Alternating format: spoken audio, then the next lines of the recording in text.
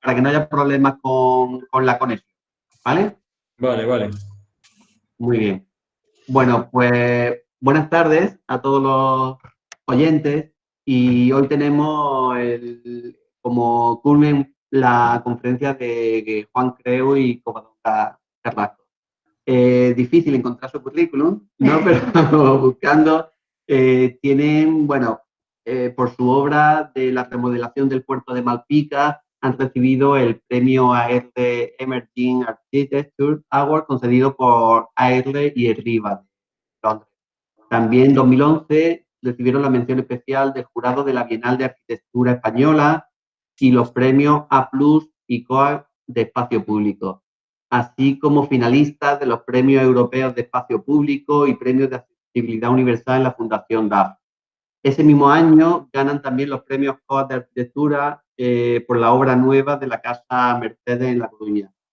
Son también premio ENOR en arquitectura en 2007 por la lonja de Fisterra y finalistas del mismo con la obra de su estudio en la calle Tinaja. Han sido premios COA de rehabilitación en 2005 por la Fundación Luis Seoane en La Coruña y en 2000 por el espacio público de la Plaza Lamas de Prado de Lugo. Bueno, tiene un inmenso bagaje en concursos premiados y su obra ha sido reconocida, entre otros, por la Fundación Antonio Camuñas, Jóvenes Arquitectos Españoles, CAE, y la Fundación Juana de Vega y Fundación Galicia Siempre.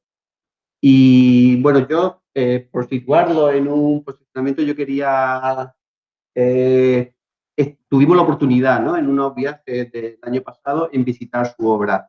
Y a mí la verdad que yo seguía muchísimo con gran interés su obra y la verdad que fue emocionante, ¿no? Visitarla por la experiencia sensorial y cómo transmitía como una gran capacidad del contexto donde estaba instaurada la obra. Nosotros siempre hemos hablado, cuando Juana tuvo que ir a Galicia por una circunstancia, y decíamos, ¿cómo sería construir allí? Que es una cosa tan ajena, es como muy marciano, ¿no? Para nosotros, que estamos en Andalucía. Y de pronto veíamos como que era como que lo resolvían muy bien, ¿no? Que ellos eran como los marcianos que lo saben resolverlo. Y nos quedamos impresionados, ¿no? Por la gran sensibilidad y sobre todo por lo que sedujo mucho fue también la contemporaneidad de la obra. O sea, un sitio con tanta tradición, tanto en el paisaje, en un clima tan complejo, la gran calidad y la calidad de todas. Y nada, os dejamos con Covadonga y con Juan y para disfrutar de la charla. Muchísimas gracias a todos. Bueno, pues muchas gracias a vosotros, a Juana y Diego. No sé si se nos oye, ¿no? Bien, vale. Sí, sí, perfecto, todo Vale. perfecto. Bueno, pues como habéis dicho, vamos a contaros un poco lo que sabemos hacer, bueno, se centra sobre todo pues, bueno, en Galicia, ¿no? Y como habéis dicho también, pues muy vinculado a un territorio, con lo cual nosotros no podemos, digamos, entender la arquitectura sin ese contexto. Sí me gustaría hacer bueno, una pequeña reflexión sobre sostenibilidad o sobre el acercamiento nuestro a ese concepto, ¿no? Porque, bueno, el máster en el que estáis, pues yo creo que tiene esa vinculación, ese componente que yo creo que tiene también mucho interés y muchas formas de ser vista, ¿no? Le llamamos a la charla arquitectura por partes, un poco porque también explica nuestra forma de acercarnos a ese concepto, ¿no? Bueno, hay diferentes referencias que yo creo que también os podéis mirar un poquito, ¿no? Relacionado con este concepto de arquitectura por partes, como es un libro muy interesante de Antón Capitel, que se llama La arquitectura compuesta por partes, ¿no? El blog también de Nacho Zabal-Bescó en algún momento determinado habla sobre ese concepto, ¿no? Referido más al tema del diccionario, es decir, diccionario de arquitectura, ¿no? Parece que hemos olvidado a veces lo que son las partes de la arquitectura, ¿no? Y a veces tenemos que ir al diccionario para descubrir, digamos, toda la riqueza del vocabulario que la arquitectura tiene, ¿no? alguna referencia literaria podríamos también tener con este título, que sería, por ejemplo, Las partículas elementales de Michel Houellebecq, ¿no? Una novela en la que precisamente se habla de esas historias completas hechas a partir de sucesos, digamos, que son aparentemente independientes, ¿no? Los muebles que sostienen la casa, que dice también Danilo Kiš, ¿no? El escritor serbio, ese concepto también tan bonito, ¿no? De la casa en realidad la están sosteniendo sus partes y sus elementos interiores, ¿no? O el orden de clasificar por partes que habla Guy Davenport en el libro del museo en sí, que también tiene que ver con esa manera de clasificar a partir de, ¿no?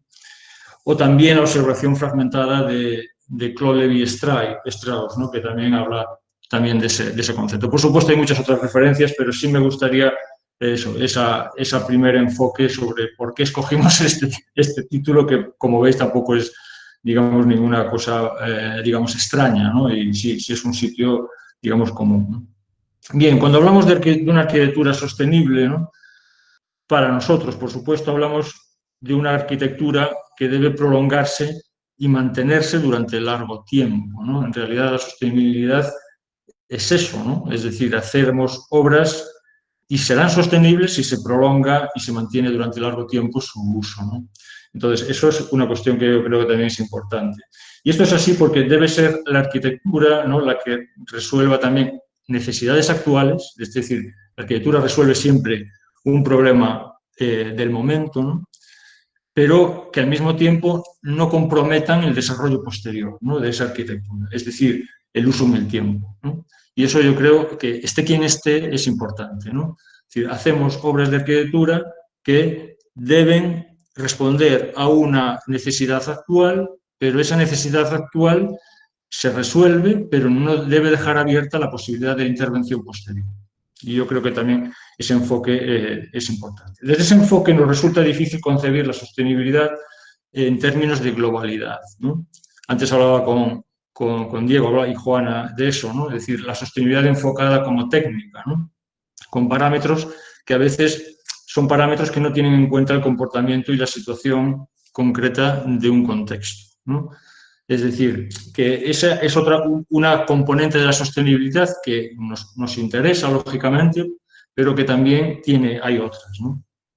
Entonces, por eso a nosotros nos interesa esa visión desde la parte, desde el contexto, desde menos la globalidad de resolver un problema técnico, ¿no?, exclusivamente. Y por eso nuestra arquitectura pues lo intenta y atendemos al momento de hacer, ¿no?, el momento de hacer, ¿no?, de actuar, de dar respuesta, nos parece muy importante, ¿no? Pues hay diferentes elementos y variables que siempre se van a poner en tensión, ¿no? Es decir, que esa concatenación de acciones siempre nos preocupa, ¿no? Y funcionamos, ¿no?, Covadonga y yo, analizando esos elementos para que sea la arquitectura quien los enlace. Es decir, es la arquitectura, ¿no?, la que intentamos que enlace esos elementos que sabemos se van a comportar de una manera concatenada unos con otros, ¿no? Y nos fascina, lógicamente, la capacidad que la arquitectura tiene, y por eso estamos aquí y vosotros estáis estudiando también y haciendo este máster, ¿no?, la capacidad que la arquitectura tiene para tensar, ¿no?, lo existente, es decir, para introducir valor en lo existente, incluso en el propio usuario, ¿no?, introduciendo en él, ¿no?, en el usuario, la responsabilidad de ser y de estar, ¿no?, en el lugar. Yo creo que eso sería fascinante que un arquitecto consiguiese eso, ¿no? Es decir, introducir al usuario la idea de responsabilidad de ser y estar en un sitio, ¿no? Y más con lo que nos toca vivir ahora. Bueno, de ahí, por lo tanto, viene la mirada por partes, donde cada uno pone en tensión a la siguiente, ¿no?, cada parte, a través de su reconocimiento. Yo creo que, también lo hablaba antes Diego, nosotros cuando intervenimos tenemos que reconocer previamente, ¿no? No podemos intervenir sin reconocer, precisamente porque tenemos que saber lo que va a pasar con las cosas que no tocamos o que vamos a tocar tangencialmente, ¿no?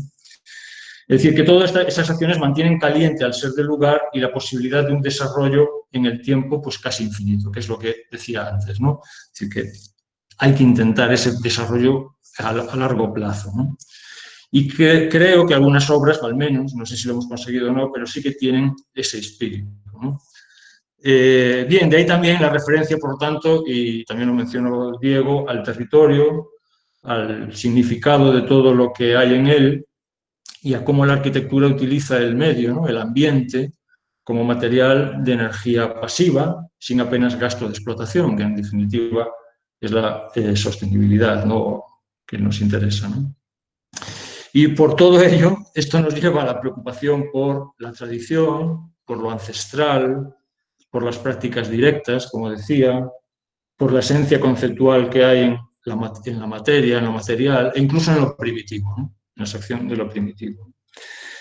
Bien, por eso en esta charla vamos a hablar de nuestro trabajo, ¿no?, lógicamente, pero veréis que no vamos a hablar solamente de nuestro trabajo, ¿no?, sino también de cómo nos acercamos al territorio donde hacemos ese trabajo, ¿no?, haciendo hincapié en la importancia de cómo es ese territorio que tenemos alrededor, ¿no?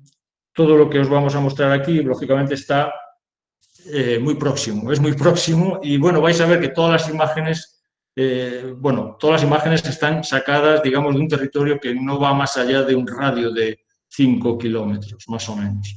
Solo que también veréis la curiosidad de que ese radio tiene su centro en el medio del mar, ¿no? Pero sí que son arquitecturas, digamos, muy próximas entre sí. Bueno, y sin más, paso un poco a compartir la pantalla y hacer la presentación de estas imágenes. Yo creo que es aquí, ¿no? Sí. No, porque tiene que salir con su pinza. ¿Aquí? ¿Tienes el celular? Sí. A ver.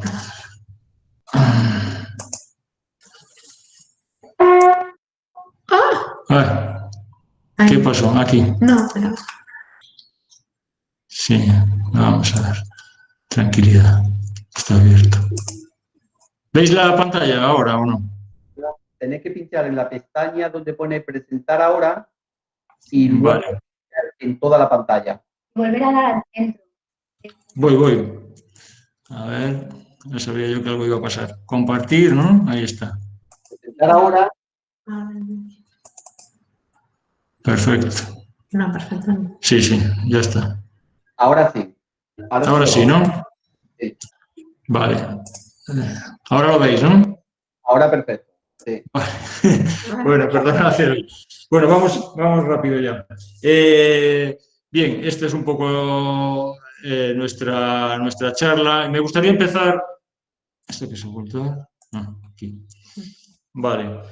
Pues este es un elemento del territorio, ¿no? Lógicamente una roca, ¿no?, de ese territorio que nosotros valoramos. Claro, estamos muy habituados a valorar los elementos del territorio desde una perspectiva de lo original, de lo que nos fascina, de lo extraño, ¿no?, de aquello que nos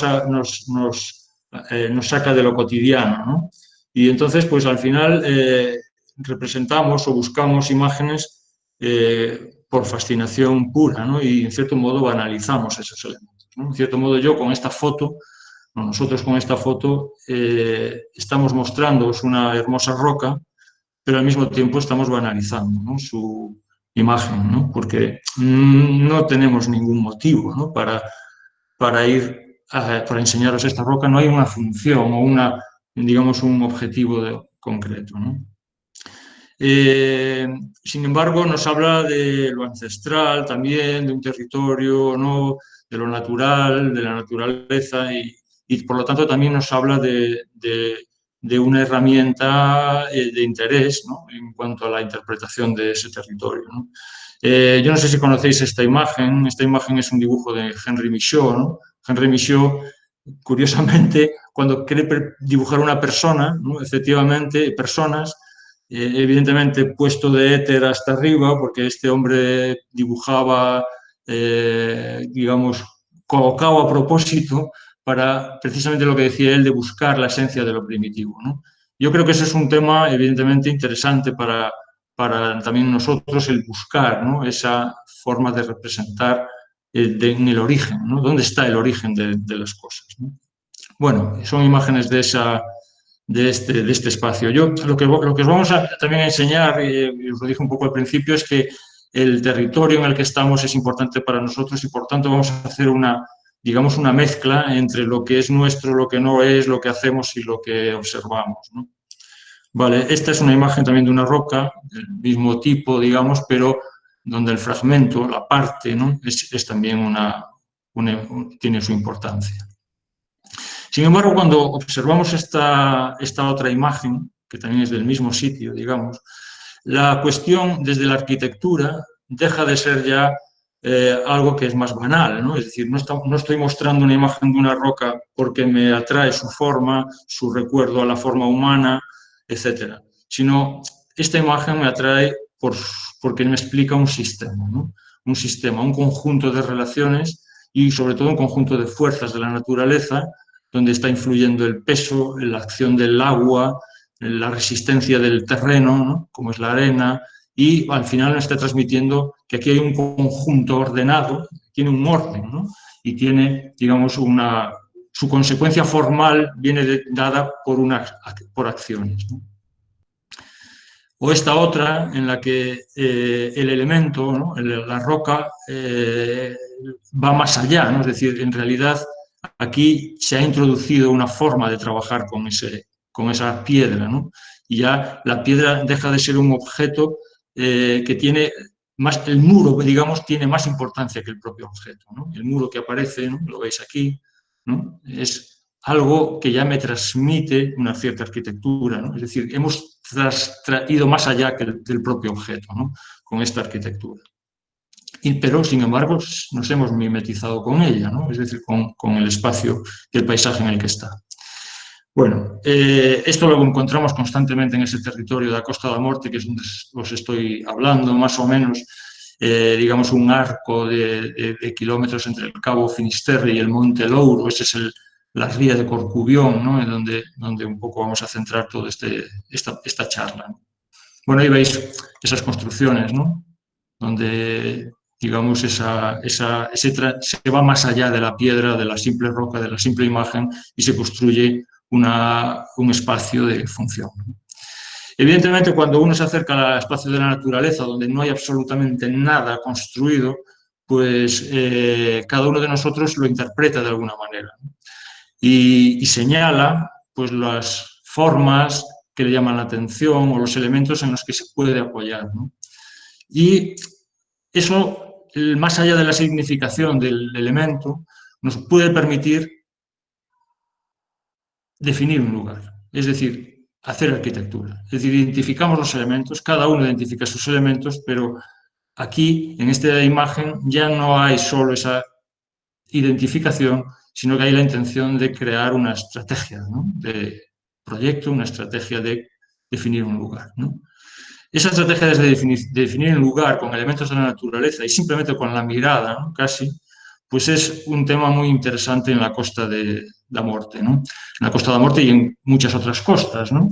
Pero en estas rías de gallegas, donde, digamos, hay una cierta posibilidad de moverse, ¿no? Con un mar que evidentemente es agresivo muchas veces, pero que al mismo tiempo también permite la actividad, ¿no? Bien, estas son referencias. Aquí tenéis una referencia natural, que podría ser como la de antes, ¿no? Y otra referencia artificial en tierra, que es esta, ¿no?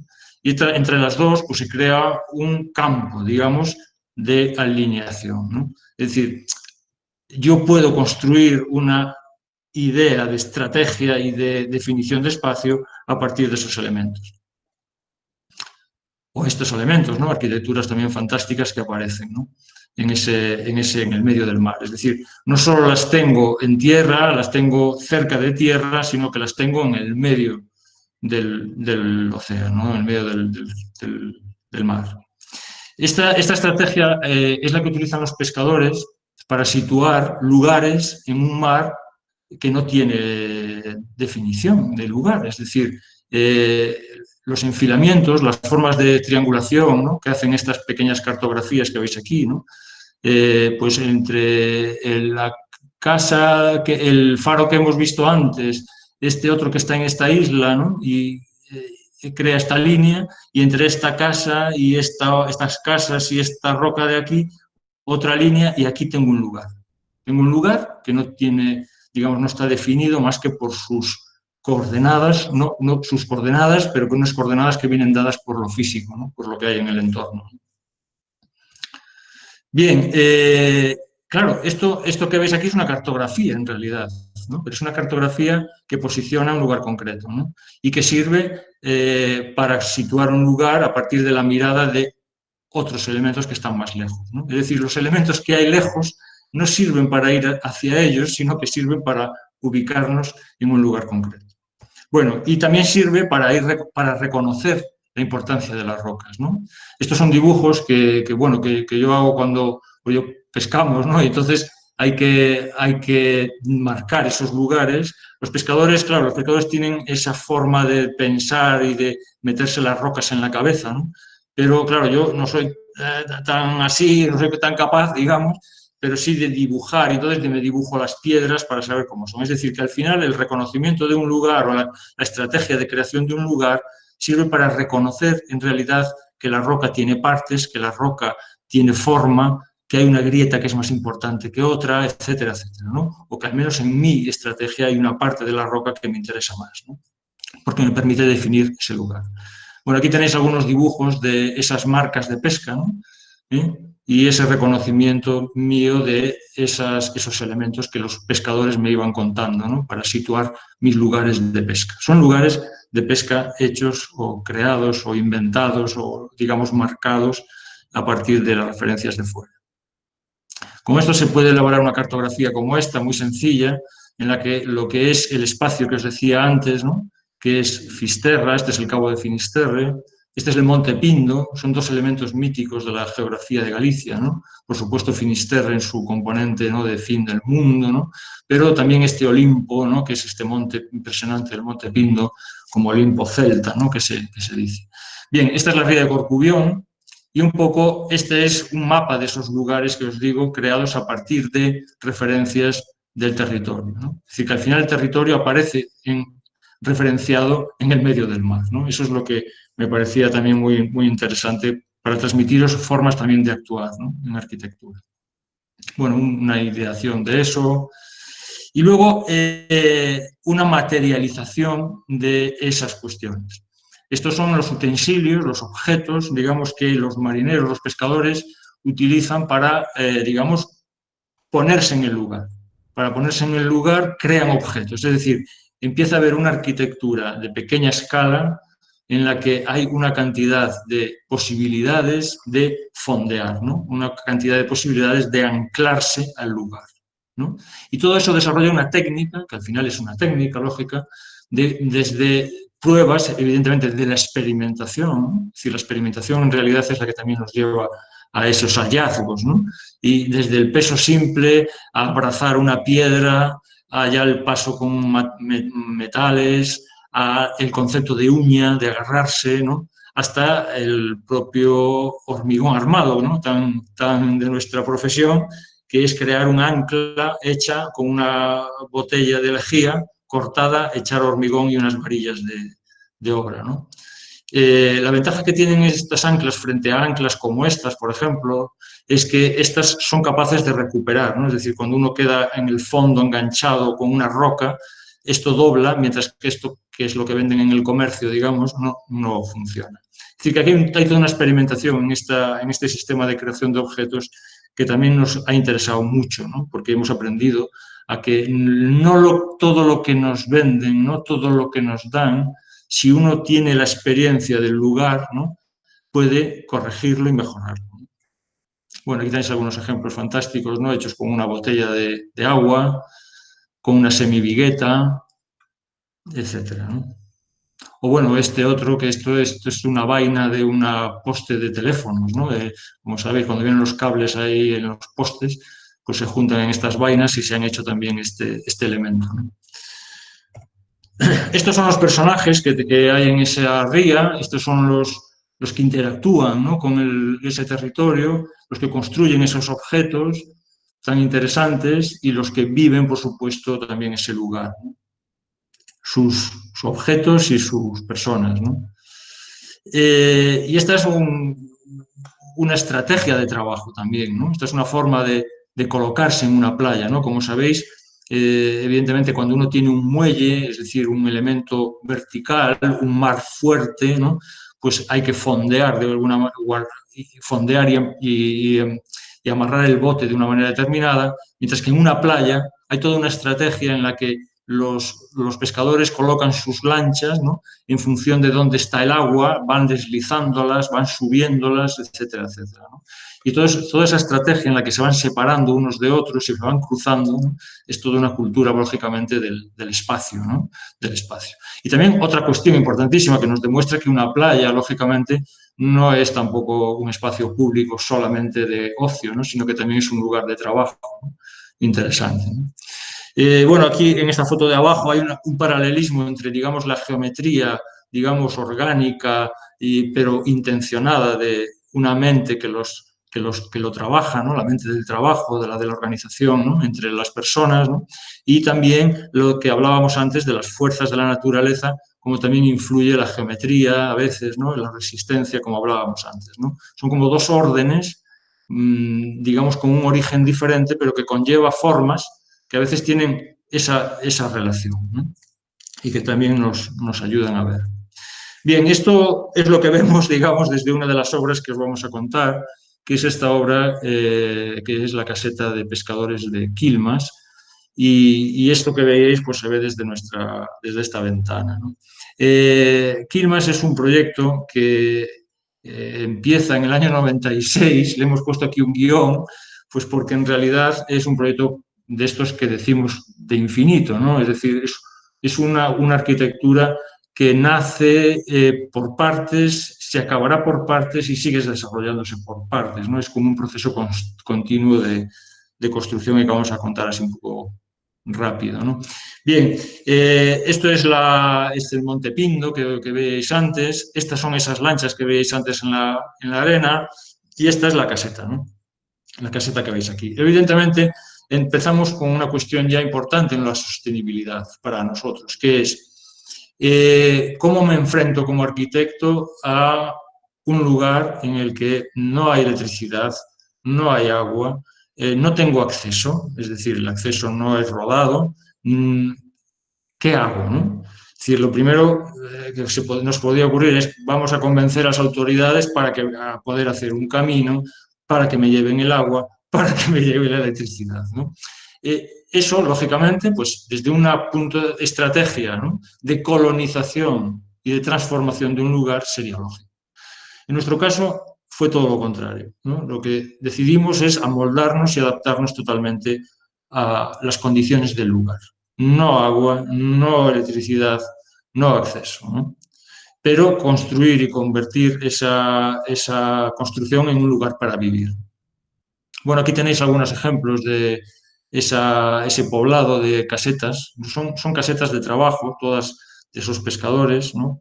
Y ninguna es vivienda. Tampoco también para que veáis cómo la tradición, ¿no? Las formas de la historia, de lo cotidiano, de la colectividad, del grupo, ¿no? No hace falta que existan normas, ¿no? Ni casi a veces ni leyes para que la lógica, ¿no? Haga una construcción, digamos, racional, ¿no? Y sin ser iguales, cada uno tiene su identidad, pero el paisaje, digamos, no se ve afectado. Bueno, aquí está la nuestra, ¿no? Esta caseta de pescadores, este es el lugar, aquí en naranja. Bueno, es un sitio espectacular en el sentido de que, bueno, que está situado entre dos pequeños arenales. Este es el arenal donde veíamos los pescadores, este es más de llegada, tiene un acceso único por aquí, rodado, y a partir de ahí tienes que ir andando hasta esa zona.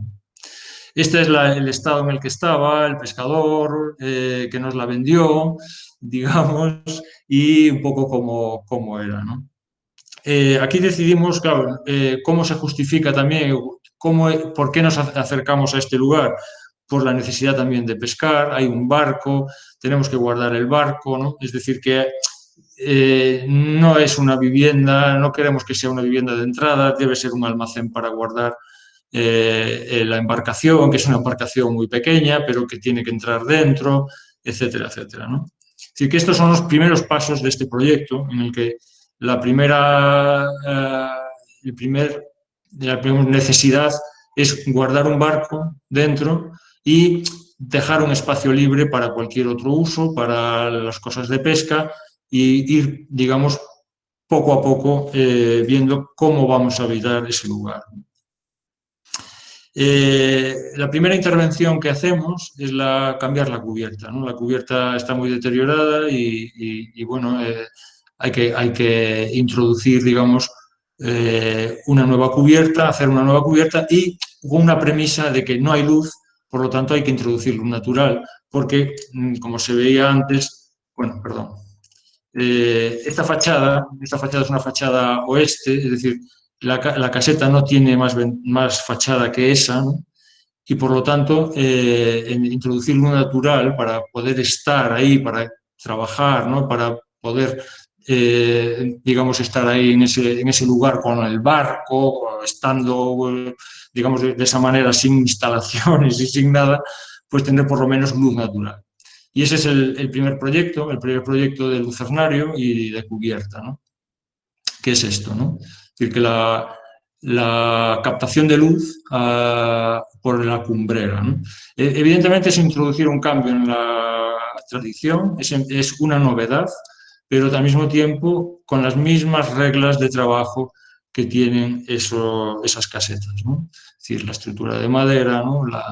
Las cerchas, ¿no? Etcétera, ¿no? Y la cubierta de teja, ¿no? Esta es la primera fase, digamos, del habitar, un habitar compartido con la embarcación, y repito, sin instalaciones ni servicios, ¿no? En el que, digamos, se ocupa, ¿no? Se hace la cubierta, se hace luego el suelo, hay una mesa y unos muebles, digamos, pues un armario, una pequeña hamaca y poco más, ¿no? La siguiente fase, es decir, empieza en el 96 y se va poco a poco desarrollando, ¿no? La siguiente fase es cómo introducir, aparece el agua, es decir, aparece la posibilidad de conectarse a traída de agua y por lo tanto aparece la posibilidad de tener un pequeño fregadero, un lavabo, un baño, es decir, podemos tener agua y por lo tanto podemos habitar ese lugar de una manera más permanente, ¿no? Evidentemente, conviviendo con la embarcación, tenemos que inventar algo para habitar ese sitio, ¿no? Y este es el proyecto de esa pequeña reconversión o paso hacia un habitar más confortable, digamos, desde el punto de vista de poder estar más tiempo allí, ¿no? Y el proyecto básicamente también vuelve a recoger las condiciones de los pescadores, ¿no? Que es en la puerta de entrada siempre la zona húmeda y la zona opuesta, la del calor, ¿no? Y aquí entonces colocamos una chimenea y aquí diseñamos una especie de mueble que va a tener la cocina, tiene la ducha, el inodoro y el lavabo. Y encima, la cama, ¿no?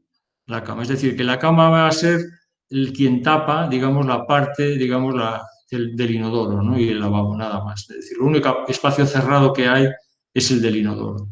Y luego ya un pequeño almacén aquí, ¿no? Y el resto libre, totalmente libre, con la mesa que ya teníamos y la posibilidad de poner aquí una chimenea. Es decir, que este es el primer proyecto que en realidad es el proyecto más importante que hacemos después de la cubierta, ¿no? Este es el elemento, ¿no? Volviendo a recurrir a sistemas tecnológicos, digamos, de los pescadores, pues colgando, ¿no? Es decir, el pescador lo que hace es, aparte de tener siempre la parte húmeda delante de la puerta para poder baldear, etcétera, ¿no? También lo que hace es siempre colgar las cosas para separarse del suelo. El suelo tiene sal, el suelo está húmedo, etcétera. Entonces se cuelga, ¿no? Bueno, aquí veis la cama, digamos, la habitación, que es esta superficie, la escalera, la cocina, el fregadero y aquí está la ducha, ¿no? Abierta por arriba.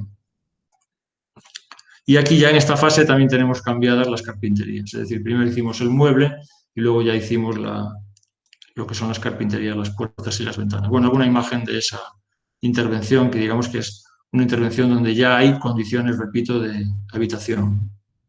Una habitación lógicamente temporal y sin luz eléctrica, ¿no? Y sin acceso, bueno, con acceso peatonal. Bueno, aquí tenéis una imagen desde el mar de esa intervención, ya más o menos el cascarón terminado de la caseta. Este es el poblado, este puerto de Quilmas, aquí está Fisterra al fondo, ¿vale? Y luego, bueno, estas cuestiones de arquitecturas digamos, de conserveras, ¿no? Que han ido pues, poco a poco desapareciendo. Deciros también que hoy esta cantidad de lanchas que hay aquí se ha reducido pues como a la mitad, ¿no? Y la madera, las embarcaciones de madera han ido reduciéndose también muchísimo, ¿no? Muy cerca de aquí, a nada, escasos 2 kilómetros, hay esta otra intervención, digamos, histórica de las zonas de pescadores de la comarca, que es esta fantástica Salazón, ¿no? Es un lugar también de casetas de pescadores, como veis, y la Gran Salazón. Unas arquitecturas que en realidad, aún situándose en condiciones desfavorables, ¿no? Para la construcción, ¿no? Sin embargo, son capaces de mimetizarse en el lugar y de crear y definir un lugar, ¿no? Perfectamente, ¿no?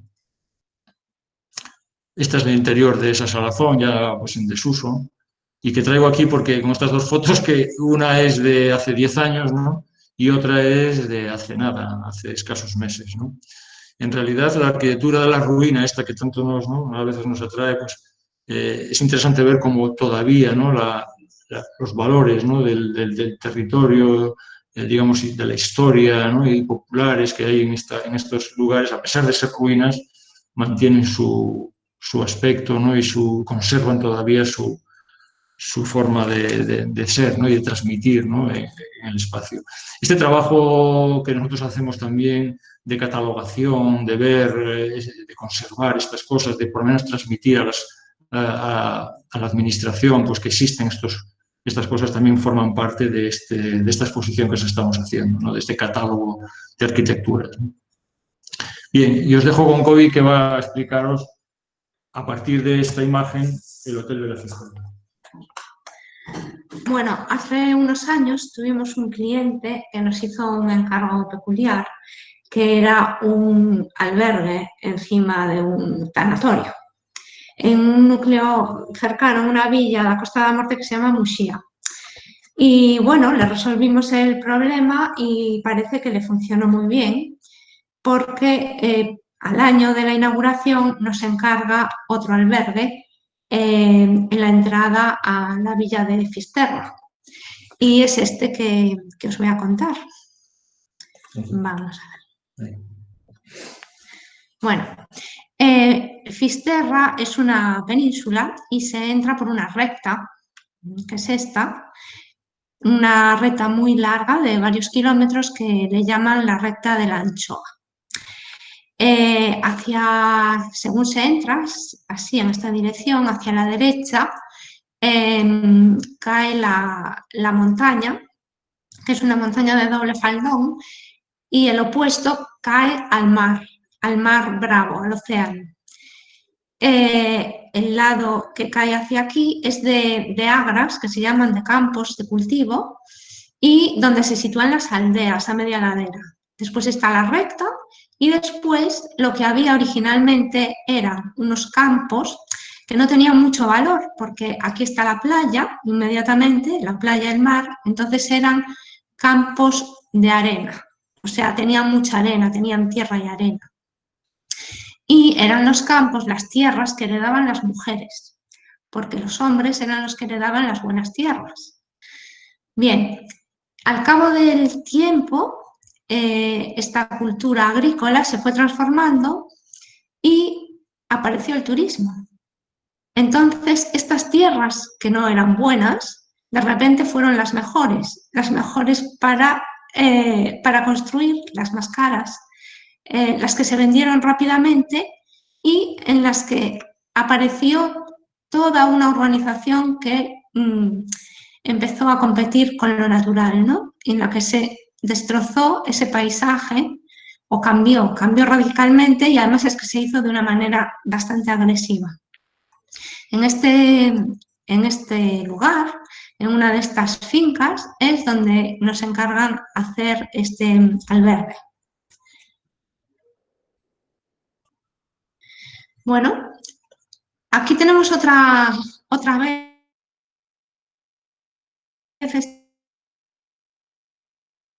esta referencia a las grandes construcciones, a las aves que se protegen detrás de un muro. Normalmente se protegen de las inclemencias del tiempo, sobre todo del viento, que aquí es muy fuerte. y forman recintos que tienen un espacio interior protegido y muy diferente a la muralla que se percibe desde el exterior. Aquí tenéis un interior que tiene una escala como doméstica, que el muro pétreo de fuera se transforma y utiliza elementos más domésticos, más suaves, la madera, las columnas, en este caso de piedra, otras veces de madera, y aparece un lugar de estar y detrás de él incluso ventanas que dan a habitaciones, a espacios de uso. Bueno, esto eran construcciones tradicionales que normalmente de uso pesquero,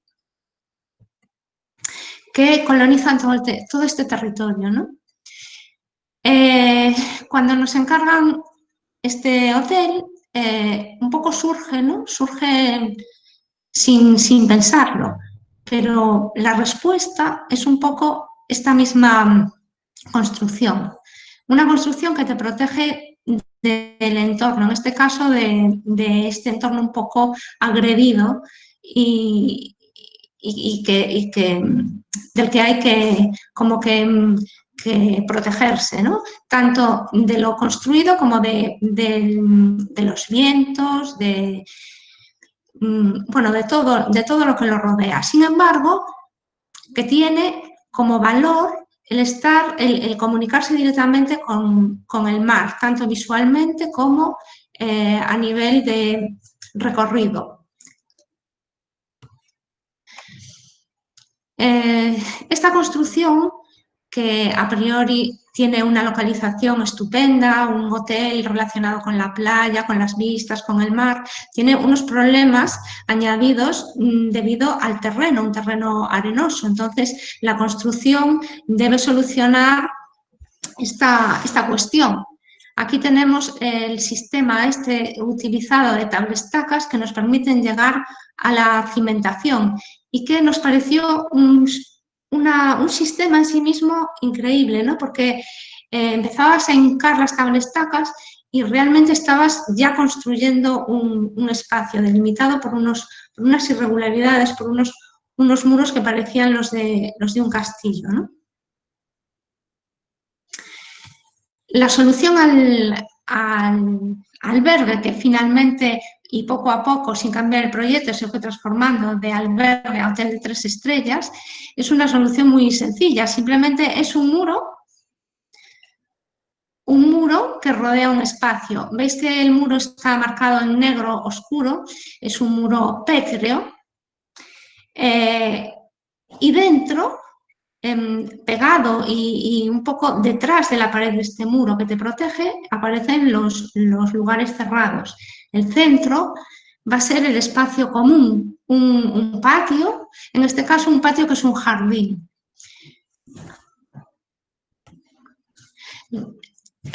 Este edificio tiene una planta encima que se resuelve de la misma manera. Otra vez la distribución de espacios cerrados pegadas al muro y en este caso las cabezas libres como terrazas. Estas terrazas orientadas hacia el mar tienen unas vistas estupendas. La construcción del muro, veis, es una construcción maciza. Esta trama gris significa un poco la materialidad, ¿no? El muro pétreo, en este caso no de piedra, ojalá, ¿no? De piedra granítica. No utilizamos la piedra, pero en trozos, ¿no? Metida en el hormigón. Y un interior que es un interior suave, blando, de madera, de tablas verticales de madera que vamos a pintar de blanco para que refleje más la luz. Aquí la luz es un tema importante, hay que conseguir la luz, no como ahí, ¿no? Aquí el sol, el poco sol que tenemos que conservarlo y hacer que rebote y conseguir luminosidad. Los alzados en la dirección corta son unos alzados que un poco intentan transmitir la idea de atravesar visualmente, ¿no? a pesar de ser un edificio que se cierra en sí mismo, sí que nos interesaba que desde la llegada, que desde la carretera, no fuese una construcción ciega, un tapón más dentro de esa recta, la recta de la anchoa, sino que el edificio permitiese tener una cierta permeabilidad visual y más allá intuir o ver la playa y el mar. En un corte transversal vemos un poco cómo funciona. Son las dos naves laterales y una cubierta que vierte sus aguas al interior. El muro así se manifiesta limpio en su perímetro y el agua que resbala por la cubierta conseguimos que riegue un jardín que va a haber en el centro. El agua sobrante, porque aquí llueve mucho, se almacena en un depósito que hay debajo del jardín y ese depósito nos va a servir para regar el jardín y también regar la finca que tenemos fuera. Los espacios cerrados, las habitaciones, dan directamente a unos corredores exteriores, no hay pasillos.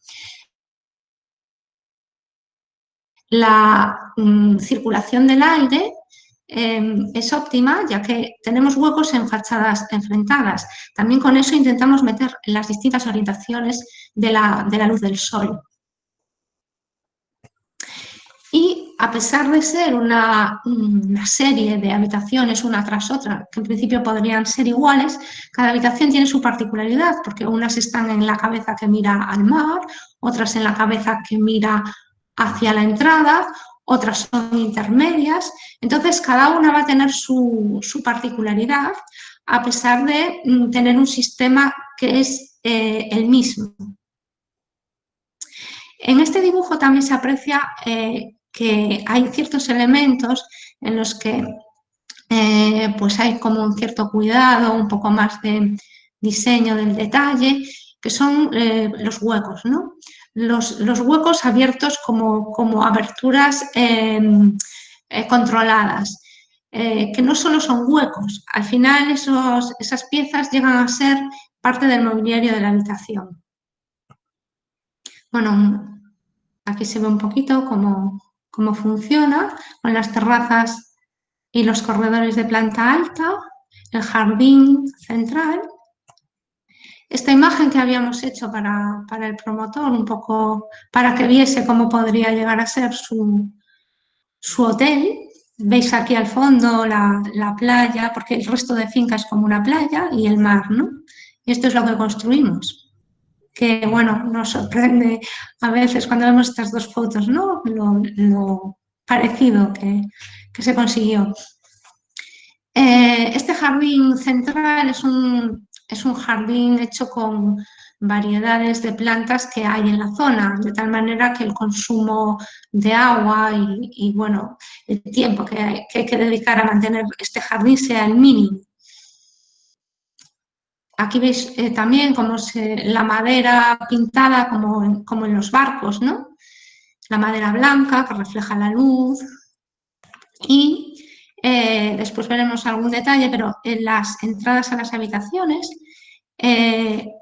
cuando la habitación está ocupada, esta pieza de puerta se desliza y aparece el hueco de madera. Al fondo está el espacio común, que es como una caja de vidrio que permite esa visión hacia el mar. O el jardín, claro, el jardín, según la época del año, es distinto. Nacen distintas especies, van haciéndose más grandes unas, otras desaparecen, tiene un colorido variado. Las mallas, que son mallas normales, pero con cuidado en los remates o en cómo se enganchan para resolver petos. Otra vez el enganchar, el colgar. Y bueno, las escaleras, hay dos grupos de escaleras en diagonal en las esquinas que se resuelven con una celosía que permite también la entrada y la salida del aire, la circulación, la entrada de luz, los juegos de luz sobre los muros ciegos y que recuerdan bastante los sistemas constructivos tradicionales de los hórreos gallegos, esas construcciones agrícolas que sirven también para que se ventile, ¿no? Para que se ventilen los productos del campo.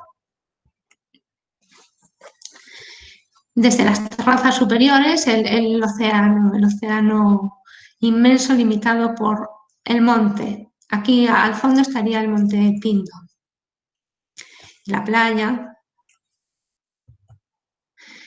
el corredor con el barco. Es una ría que tiene bastante tráfico marítimo, la esquina de Fisterra. Bueno, elementos que utilizamos y que en vez de colocar pomos tradicionales, pues los toletes de las embarcaciones, ¿no? Donde se engancha el remo, pues pueden ser también tiradores. Bueno, las habitaciones por dentro, que son casi iguales pero diferentes, en las que se ha diseñado pues, la ventana, se utiliza la madera para los elementos singulares y bueno, cada una tiene su... También la posición del baño, existe, según el tipo de habitación, hay baños con bañera, baños más abiertos, baños cerrados. A ver, por aquí. O sea que cada una es diferente, ¿no? El muro, ¿no? El muro exterior, los muros de piedra granítica que tenían esas maravillosas construcciones tradicionales, que en este caso, bueno, sería maravilloso haberlo construido así, pero la cuestión económica es importante también en estas obras que nosotros hacemos. Es decir, no podemos consumir gran cantidad de dinero en ese cerramiento, entonces utilizamos el hormigón con la piedra de allí, que es un hormigón que hemos chorreado para dejarle salir la piedra. En esta foto quizá no se ve demasiado bien, se aprecia una textura rugosa, pero tiene unas piedras bastante grandes, ¿no? Son piedras que según les da el sol tienen ciertos brillos y se consigue una textura que contrasta bastante con la pieza de ventana, el hueco, ¿no? El hueco, que es un prefabricado liso de hormigón, que se trata también, ¿no? Como dentro se trataba con madera, afuera es la pieza prefabricada de hormigón que lo define totalmente. Se trata de una fachada como con el hueco marcado, ¿no? No como esas fachadas que son mallas, que parece que desaparece todo detrás de una tela. No, aquí se busca el hueco, el recortar el hueco y el sitio del hueco. La fachada de entrada con la celosía que nos permite crear un parapeto en la terraza superior, que es un parapeto alto, el que da al mar es un peto bajo y las escaleras detrás de esta celosía. El jardín desde dentro hacia la entrada. Bueno, seguimos con el recorrido mezclado de cosas y esto es una vuelta a Quilmas, donde, bueno, después del jardín de Vela Fisterra y la salazón, digamos, de hotel que hemos hecho, aquí tenéis también la salazón de Quilmas y, bueno, estas tonterías que a veces deja que olvidas una tapa y aparece, ¿no? Una tapa y al cabo del tiempo la levantas y aparece el jardín, ¿no? Es decir, y que al final este jardín o esta geometría, digamos, de la casualidad, pues está pareciendo a la naturaleza que también hay ahí al lado, ¿no? Estas cuestiones que a veces también son importantes, ¿no? Y que con pequeñas acciones que a veces son como muy pequeñitas y muy extrañas, ¿no? Y casualidades, pues están ahí. Bueno, siguiendo un poco con ese espacio, aquí veis Fisterra, aquí está la isla Lobeira. Esto es una foto hecha también desde Quilmas, ¿no? En las rías es constante esa especie de relación entre un lugar y otro, las alineaciones, los enfilamientos, ¿no? Y ese tema, pues, es muy interesante y muy definidor, ¿no? de los lugares, ¿no? Como os decía antes, eso de situarte, en vez de ir, ¿no? A lo que ves, es lo que ves lo que te permite quedarte, ¿no? En el sitio, ¿no? Un poco contradiciendo a lo de Berger, ¿no? De John Berger, de que lo que vemos, ¿no? Que es una forma de aproximarnos, ¿no? En este caso, no. Lo que vemos es una forma de quedarnos, ¿no? Bueno, pasando a limpio aquel croquis que visteis antes de las marcas de pesca que yo tenía por ahí, pues hemos hecho también este trabajito de volcar aquí en esta cartografía pues muchas de nuestras obras y muchas de nuestras investigaciones, ¿no? Este es un planito que recoge casi toda esa experiencia vital de ya más de 20 años, ¿no? Yendo a este lugar, ¿no? Y aquí tenéis recogido un poquito todo eso, ¿no? Las, digamos, 4 obritas que os vamos a mostrar hoy forman parte de una serie de obras que hay por este territorio y que hoy pues no hemos contado, que no vamos a contar, pero aquí está la lonja de Fisterra, aquí que hemos hecho, aquí está la casa de Redonda, aquí está la casa Chao, por aquí anda la casa C, es decir, tenemos otra serie de obras por aquí perdidas que están formando parte de esta cartografía. En un momento determinado, pues nos parece importante reflejar todo esto en esa cartografía. Quilmas, que es el centro de la caseta que habéis visto al principio, es esto, al pie del monte, del Monte Pindo. Lo que acaba de enseñar ahora Covadonga es esto, está aquí, antes de Fisterra, ¿vale? Y luego vamos a enseñaros también 2 cositas que hay por aquí, ya al final, ¿no? Bueno, algunos elementos de ese territorio que nos parecen fantásticos y que tienen relación con nosotros, ¿no? Es esta isla Lobeira, que es esa isla que veis antes en el medio, ¿no? Aquí, ¿no? Es esa isla, ¿vale? En un momento determinado y estudiando todavía bueno, todavía, ¿no? Al principio casi de la carrera, en un momento determinado pues decidimos hacer un dibujo de aquella, claro, no había móviles, no había esas posibilidades de comunicación y un grupo de estudiantes nos desplazamos a este lugar a representar y dibujar una isla, ¿no? Esa fantástica, digamos, entelequia, ¿no? De vamos a dibujar una isla que no tiene cartografía, ¿no? Bueno, este es el dibujo que hicimos a partir de, bueno, de datos cartográficos, también de tomas de datos en el sitio, de dibujos desde la terraza. Y bueno, nos pasamos ahí unos 15 días, 15, 20 días aislados del mundo dibujando, ¿no? Es un sitio, una arquitectura fantástica esta, ¿no? Estas arquitecturas que dices, pero ¿cómo se puede construir en un lugar, ¿no? Con esta naturaleza y tal? Y sin embargo, las respuestas, pues a veces son fantásticas, ¿no? Como esta.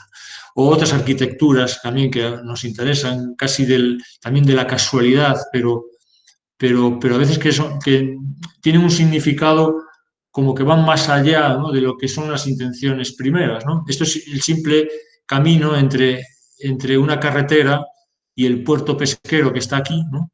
Y ese camino se hace entre muros, ¿no? Es decir, atravesando un núcleo habitado, ¿no?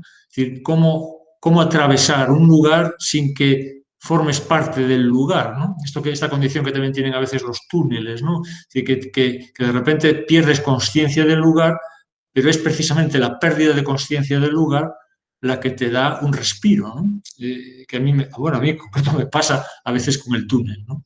En las ciudades. Bueno, es este lugar, también este recorrido todo con muro, ¿no? Hasta este puertecito que hay aquí, ¿no? Esto es en Sardiñeiro, muy cerquita también de Fisterra. Y luego esta otra arquitectura que también es muy interesante. Todos estos dibujos, repito, son dibujos de investigaciones, no son trabajos nuestros de proyectos, sino investigaciones que haya por el año pues, 2010, entre 2010, 2005, 2010, y seguimos luego posteriormente dibujando, como habéis visto, este plano último que es de hace nada, ¿no? Esto es una ballenera, esto es la última ballenera que funcionó en España, precisamente, que tuvo actividad, es esta ballenera de Caneliñas, que está también en esta ría, muy cerca de nuestra caseta también, y que es un pobladito también como de casetas, pero que tiene una parte, digamos, emblemática, que es la de los muelles, estos muelles que veis aquí, ¿no? Y la factoría de despiece, digamos, de la ballena, ¿no? Y estos muelles, estas arquitecturas que yo creo que tengo alguna fotito aquí que veis, ¿no? Es decir, formas de entrar, ¿no? En el mar a, digamos, conducir la ballena, ¿no? La ballena viene muerta en el costado de un barco, ese barco se sitúa a poca distancia de estos muelles, unas lanchas más pequeñas van a buscarla y la traen y mediante cuerdas, ¿no? Cordajes van empujándola hacia el fondo de la bahía, ¿no? Aquí lo tenéis, ¿no? Bueno, y ahí tenéis, pues esto, ¿no? Imágenes lógicamente fuertes, ¿no? Y que, bueno, que no deberían ya producirse, lógicamente, pero que también es verdad, ¿no? Es una historia que no debemos de negar, ¿no? Esta es la gran historia, digamos, de nuestra comarca. Tiene también un punto emblemático que es este lugar, ¿no? De las ballenas. Aquí está el Temerario, que es un barco mítico de allí, de la zona, ¿no? Y aquí está con sus ballenas. Bueno, yo tenía un amigo que su padre era cocinero de este barco y en un momento determinado cambiamos el barco que visteis antes, la pequeña barquita, pasa a ser esta otra embarcación tradicional, que es un bote, y decidimos ponerle el nombre de Temeraria, en honor al barco que visteis ballenero. Bueno, entonces aquí nos veis subiendo el barco, y esto es una imagen importante, ¿por qué? Porque de repente la caseta nuestra deja de tener el barco dentro, ¿no? Este barco ya no se puede meter dentro, y entonces aparece una cuestión nueva que es, podemos ocupar algo más de espacio dentro de la caseta, ¿no? Entonces la caseta pasa a tener una segunda, ¿no? Otra tercera ya vuelta, en la que decidimos, pues bueno, digamos, extendernos un poquito más, aparecen otros muebles en el espacio, siempre manteniendo la idea de nave, pero se empieza a decorar casi como una casa, aunque todavía no hay electricidad, aunque aquí se ve algún elemento de iluminación, pero ese elemento de iluminación era a través de grupos de gasolina, que bueno, un lío que no poníamos casi nunca, ¿no? Lógicamente. También veis la dificultad de construir al lado del mar, ¿no? Y de intentar llevar la construcción, digamos, de lo urbano o de lo que está fuera del mar, ¿no? Al mar, ¿no? Es decir, aquí es imposible enfoscar, ¿no? Y nosotros hemos enfoscado con el criterio de tener una pared blanca, ya vamos a tener nuestra pinacoteca y nuestras paredes para colgar cosas, tal, y de repente empieza a caerse todo, ¿no? Es decir, la sal se va comiendo los enfoscados, ¿no? Y nosotros empezamos a dibujar, esto que veis aquí son dibujos, que es recortando toda aquella cosa que se iba cayendo, haciendo dibujos en la pared para sacar el enfoscado a la luz, porque se nos caía todo, ¿no? Y luego también el trasdosar, medio trasdosar de aquella manera, porque esto se cae, ¿no? Bueno, un poco contaros también esa cotidianidad, ¿no? De la arquitectura, siendo arquitectos y usuarios de un espacio, ¿no? De una arquitectura hecha por nosotros. Otro paso más es, lógicamente, cuando aparece una unidad familiar, aparecen críos, ¿no? Y cómo vives ese espacio, ¿no? Evidentemente estas fotos no son las fotos, digamos, de enseñar mucho, pero que no podíamos aquí explicaros, ¿no? No podemos explicar esta obra sin explicaros esta cotidianeidad de su uso, ¿no? Y cómo aparecen hamacas que cuelgan para los críos, la cría hay que bañarla en el fregadero, cuando viene una amiga pues se monta en el barco pirata, etcétera, etcétera, ¿no? Es decir, la caseta, a pesar de su condición de arquitectura más o menos cuidada, ¿no? y tratada, su condición de nave también favorece estas posibilidades de uso y flexibilidades de uso que parecen interesantes. Bien, luego otro hito importante desde hace nada, es decir, nosotros llevamos aquí, como ya repito, más de 20 años, ¿no? Pues hace 5 años Leroy Merlin en concreto saca un modelo de eólico, digamos, low cost, y nos lanzamos a por el eólico. Y aparece la posibilidad de tener luz eléctrica. Evidentemente es una luz una energía eléctrica de 12 voltios, muy, digamos, de baja intensidad, que no permite tener ni un taladro, ni una aspiradora, ni nada de eso, pero bueno, que nos da para 3, 4 bombillas y bienvenida sea, ¿no? Bien, y este es, digamos, otro momento importante donde pues hay que poner un eólico, pues se pone y fuera, ¿no? En realidad hay acciones directas que hay que pensarlas de esa manera, ¿no? Y luego otro momento también es cuando ya hay 2 niñas en vez de una y hay que hacerle, digamos, una zona de dormir más o menos propia, ¿no? Para ellas, ¿no? Y esto es un invento, digamos, que nosotros le llamamos dormidoiro. Dormidoiro tiene en Galicia la palabra parladoiro, ¿no? Tiene que ver con las ventanas, ¿no? Esas ventanas que tienen asientos, ¿no? Es decir, para hablar, ¿no? Para parlar. Pues nosotros aquí, esto es para dormir, y llamamos el dormidoiro de las dos hijas, ¿no? Que es un mueble un poco diseñado, aquí se ve diseñado para diferentes posibilidades de uso, ¿no? Para las niñas que se llevan muy bien, para las que se llevan, no sé dónde está, fatal, ¿no? Enfrentadas, para que duerman en esquina, para que duerman en línea, etcétera, etcétera. Y debajo siempre con cajones, que es un tema importante para una nave en la que tienes que también guardar cosas, ¿no? Bien, eso es una obra que hicimos hace muy poquito, ese mueble, ¿no? Bueno, muy poquito, pocos años, ¿no? Y luego también algunos objetos que, puestos a intervenir un poco a la manera de los pescadores, ¿no?, a tunear, ¿no?, podemos decirlo así, tunear objetos. Pues estos son algunos objetos que hemos tuneado a partir de cosas que hemos encontrado. Pues, por ejemplo, este recipiente al que le cortamos un trozo de otra madera que aparece y se la ponemos. Esto es lo que os decía Covadonga antes de los toletes, ¿no? Un cuchillo cuña, bueno, hay algunas cosas, digamos, un poco de juego, pero también de experimentación, que algo que ver con la arquitectura, pues creemos que tienen, ¿no?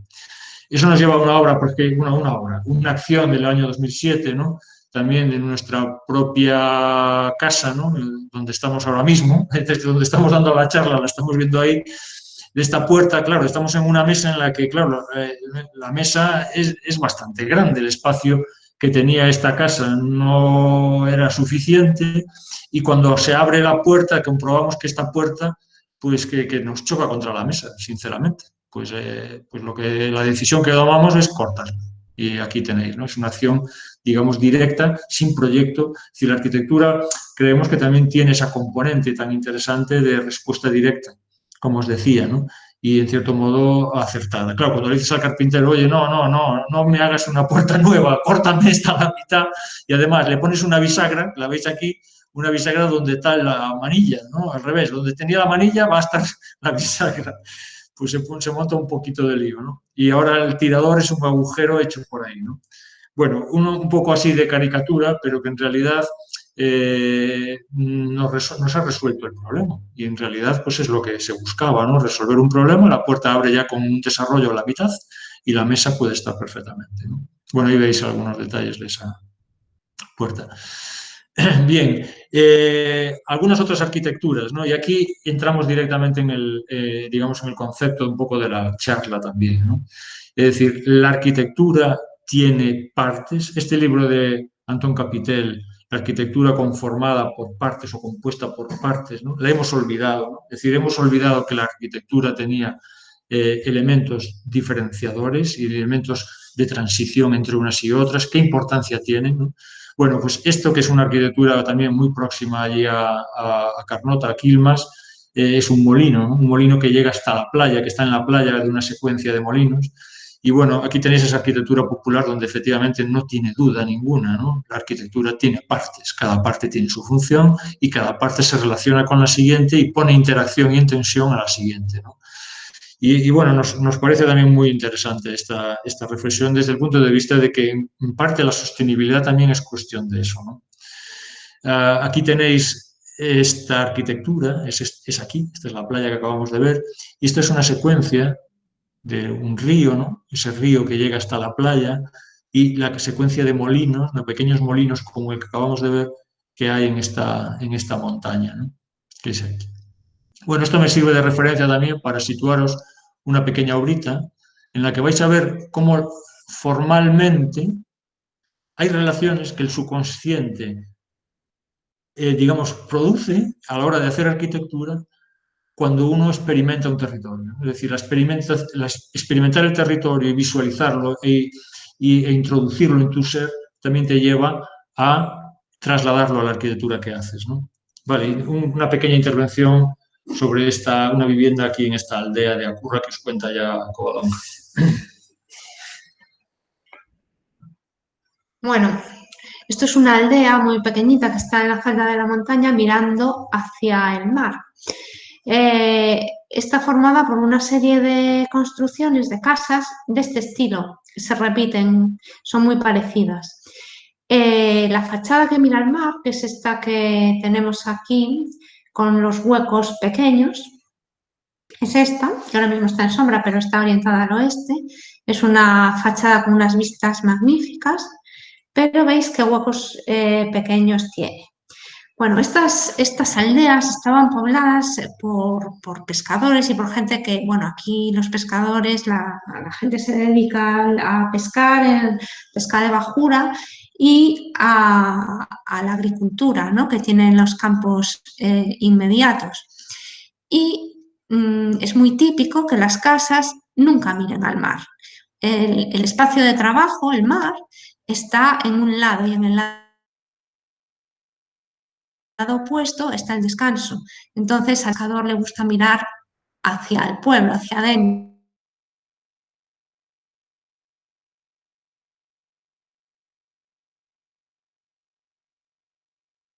no hacia el mar. Además, la finca inmediata, es esta que está limitada por este muro, es una finca a la que hay que acceder desde fuera. No puedes entrar desde la casa, era una finca para plantar, una finca también de trabajo. No sé si en este caso también con la misma idea, ¿no? De el trabajo está en un lado y el descanso en otro, pues no hay una relación directa. ¿Qué pasa? Que al cabo del tiempo, pues la gente que habitaba esta casa se muere y la hereda una persona que la vende y se la vende a una pareja que la quiere como segunda residencia. Entonces, para disfrutar de las vistas, para hacer un jardín, y esta pareja nos pide, bueno, pues que hagamos una intervención. Es una casa en la que ya hubo en su día intervención, la cubierta es nueva, ya veis que la piedra está en un estado perfecto, esta arista es perfecta, o sea, el contenedor en sí está en perfecto estado desde años y años. Simplemente el cambio de uso de personas que la van a habitar requiere una cierta intervención, ¿no? Porque lo que nos piden es, bueno, pues una ventana grande para sentarse y desde allí poder tener un espacio de estar y disfrutar del mar y de la luz del oeste, que aquí es una luz dorada y maravillosa. Y poder salir al jardín, al futuro jardín, ¿no? Que tienen aquí delante desde la casa. Entonces, mirando la fachada, una persona que haría, bueno, pues hay que hacer un agujero arriba y un agujero abajo y ya está.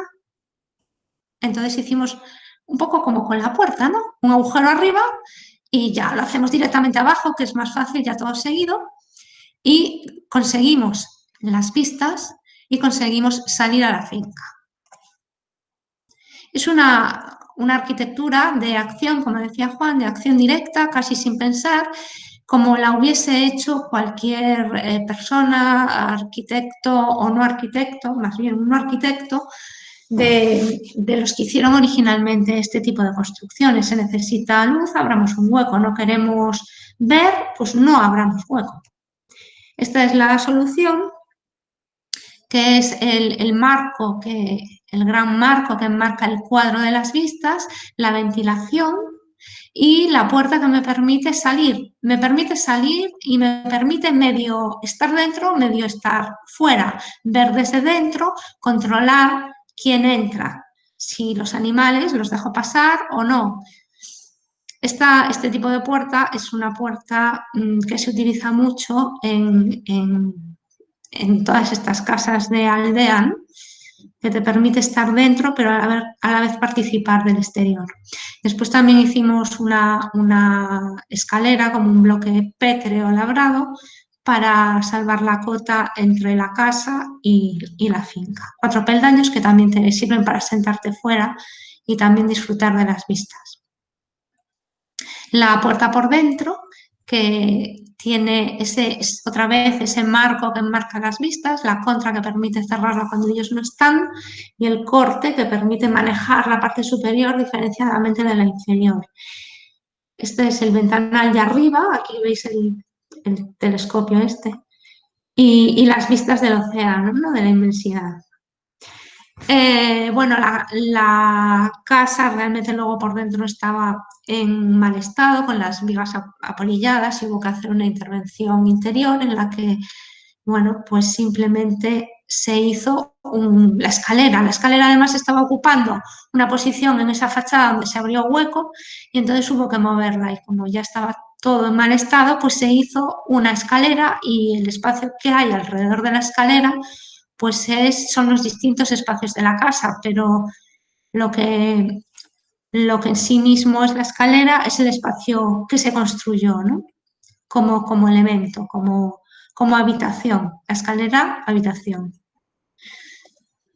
En la escalera se recorta, el espacio habitación se recorta para enlazar visualmente otra vez este hueco con el hueco de la fachada que mira a la montaña y que a su vez en la otra dirección mira al mar. Este es ese hueco que mira a la montaña y que enlazaría con el hueco grande que mira al mar. Esta es la fachada principal, la fachada noble, y simplemente, bueno, pues un cambio de carpinterías. Esta ya la tenía y simplemente se cambiaron las carpinterías. Es lo que tiene esta arquitectura tradicional de la zona con esta piedra granítica que viene del propio Monte Pindo y que es una piedra dura y que permite que las casas, bueno, pues se mantengan a lo largo de los años y de las generaciones. Aquí, bueno, en el dintel la casa es de 1888. Y un poco como ya para terminar, esta pequeña construcción en otra aldea con una posición muy parecida a la que acabamos de ver. Es otra aldea situada en las laderas de este monte, también con vistas hacia el oeste, pero en este caso es un encargo público. Esta pequeña aldea de 20 casas, más o menos, bueno, pues lo que querían era un centro social. Pero claro, un centro social para 20 casas debía ser como una habitación. Y bueno, además el terreno que tenían para hacerlo pues era un desnivel entre la carretera y aquí un campo, ¿no? Entonces, en esta situación teníamos que hacer el centro social. Esto es el final de la aldea, aquí se ve el monte. Y bueno, ese centro social realmente era un lugar para poder celebrar los cumpleaños de los niños, para poder hacer pilates, cursos de cocina, jugar al ping-pong, cualquier cosa que se les ocurriese. Por lo tanto, debía ser un espacio cubierto y versátil. Es esta obra que acabamos de, más o menos, de terminar. Es un cubo, un cubo pétreo, ¿no? de hormigón que se apoya en el terreno y que es una habitación simplemente. Una habitación y una piedra con una raja, ¿no? Una grieta en el medio para orientarse hacia las vistas y por donde entra la luz. Y como las piedras que enseñaba Juan antes, son piedras que se apoyan, pero que a la vez tienen partes que no se apoyan, que están como parece que en un equilibrio inestable. Esta solución, esta construcción, parte un poco de lo mismo, es como un trozo como un bloque que se apoya y no se apoya. Aquí lo vemos en la vista lateral, donde conseguimos un trocito de espacio plano y el ojo, ¿no? El ojo que mira el mar, que está ahí. Claro, el desnivel nos permite entrar desde la planta, bueno, desde la parte superior, que realmente es el camino público, pero abrimos este hueco aquí abajo que nos comunica con este espacio que conseguimos dejar plano y además nos garantiza la accesibilidad. Mirando hacia la aldea, pues esta es la parte final, ¿no? Con este edificio y un poco la aldea es esta serie de casas. Aquí veis, de hecho, un hórreo que recuerda, bueno, el hotel recuerda un poquito el sistema de construcción de bloques apilados con las grietas. Y el esquema de cómo funciona esta construcción, que se encaja en el desnivel, medio se entierra, medio sale fuera, pero no se llega a apoyar, ¿no? Claro, la parte superior, por donde llega la carretera, es como una atalaya, desde donde hay unas magníficas vistas. Y desde ahí hay que entrar, sería la entrada principal, tenemos que bajar una planta. Entonces, hacemos este canal de bajada para llegar a la habitación, al espacio. Este canal, como el canal del molino, ¿no? Recuerda un poco el canal del agua. Este es el canal de la gente que llega al espacio interior. Esto está en construcción, está sin terminar el edificio, pero aquí se percibe bien esta idea de canal, las vistas y el porqué de crear un espacio en cubierta donde uno se puede sentar para observar esta magnífica vista. Y aquí la planta en la que se ve que este espacio central va a tener un carácter y alrededor vamos a dejarlo con planta para evitar tener que poner barandillas, para que la gente se sienta, hable Es un espacio como de unas dimensiones pequeñas y casi para hablar de frente a enfrente, ¿no? Y a la vez estar disfrutando de las vistas. Aquí empieza a nacer ya la hierba, ya lo tenemos casi terminado. Aquí se percibe este hoyo, ¿no? Donde te puedes sentar y la bajada hacia el espacio de uso. El espacio de uso simplemente es una habitación con un mueble y este mueble, al no pegarse atrás, deja un espacio para el aseo y para un almacén.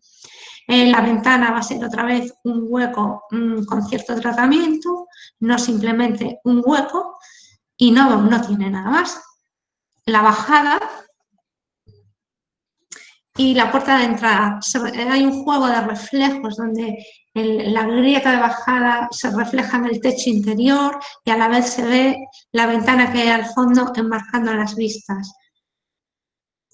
El mueble de separación que es como muy igual, pero que detrás de él pasan cosas diversas, ¿no?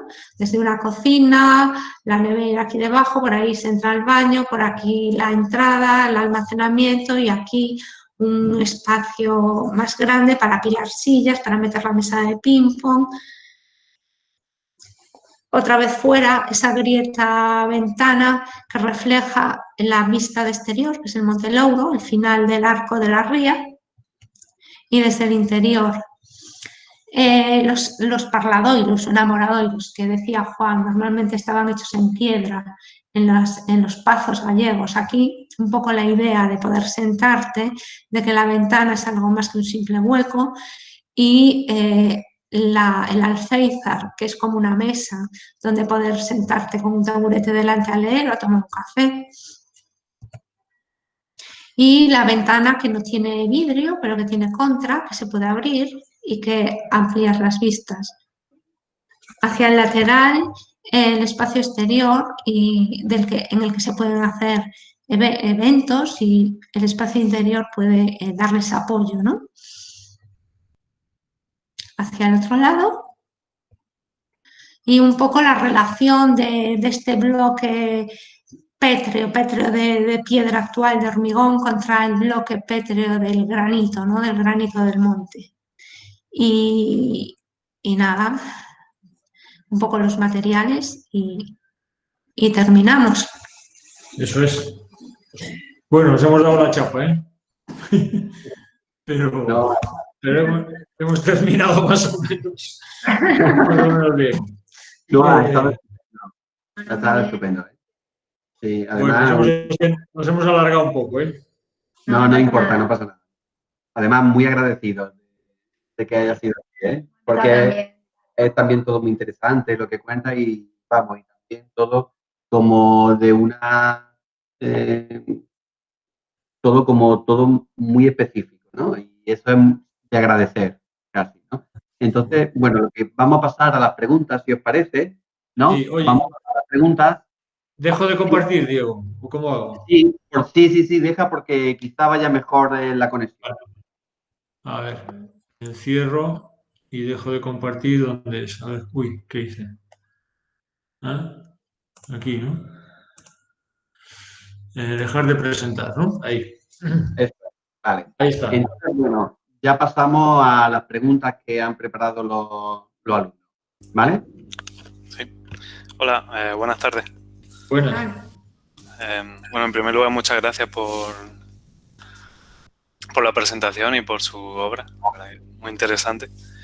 Y paso a la primera pregunta que tenía, que es que en su obra vemos como que una arquitectura muy sencilla y de materiales tradicionales que realmente no buscan vender una imagen de eficiencia o de sostenibilidad, pero sí que consiguen arquitectura y espacios que lo son, porque usan materiales propios y realmente usan las técnicas de toda la vida. Entonces, la pregunta es, cuando plantean un proyecto, ¿el diseño pasivo de la arquitectura, el aprovechamiento de la energía del territorio o la búsqueda de la eficiencia energética establece las bases para empezar este proyecto o realmente algo que viene dado de otros planteamientos iniciales? ¿Qué? ¿Vas tú? Sí, o sea, viene dado, o sea, tú cuando te enfrentas a los proyectos, nosotros cuando nos enfrentamos a los proyectos no partimos de una tecnología dada, ¿sabes? La tecnología dada tiene que ver con el contexto, lógicamente, pero también con el propietario, lo económico, ¿no? ¿Sabes? Y hay toda una serie de cuestiones que siempre andan rondando con la eficiencia, ¿no? Es decir, siempre, todos buscan la eficiencia, pero muchas veces la eficiencia no se da, no puedes darla si no tienes dinero, si no, ¿sabes? Entonces tienes que buscarla siempre, por lo menos nosotros, es que no hemos tenido casi ningún proyecto donde hemos gozado de un presupuesto, ¿sabes? Entonces, hay una serie de leyes que hemos aprendido. Es verdad que la práctica profesional nos ha enseñado eso, ¿no? Es decir, hemos aprendido a dialogar con la gente del lugar para interesarnos, por ejemplo, nuestra caseta, sin ir más lejos, ¿no? Y dices, coño, ¿hubiese utilizado la madera de Iroko? Te diría, no, ¿sabes? Porque es una madera africana, porque no es la del lugar. Pero claro, es que el carpintero solo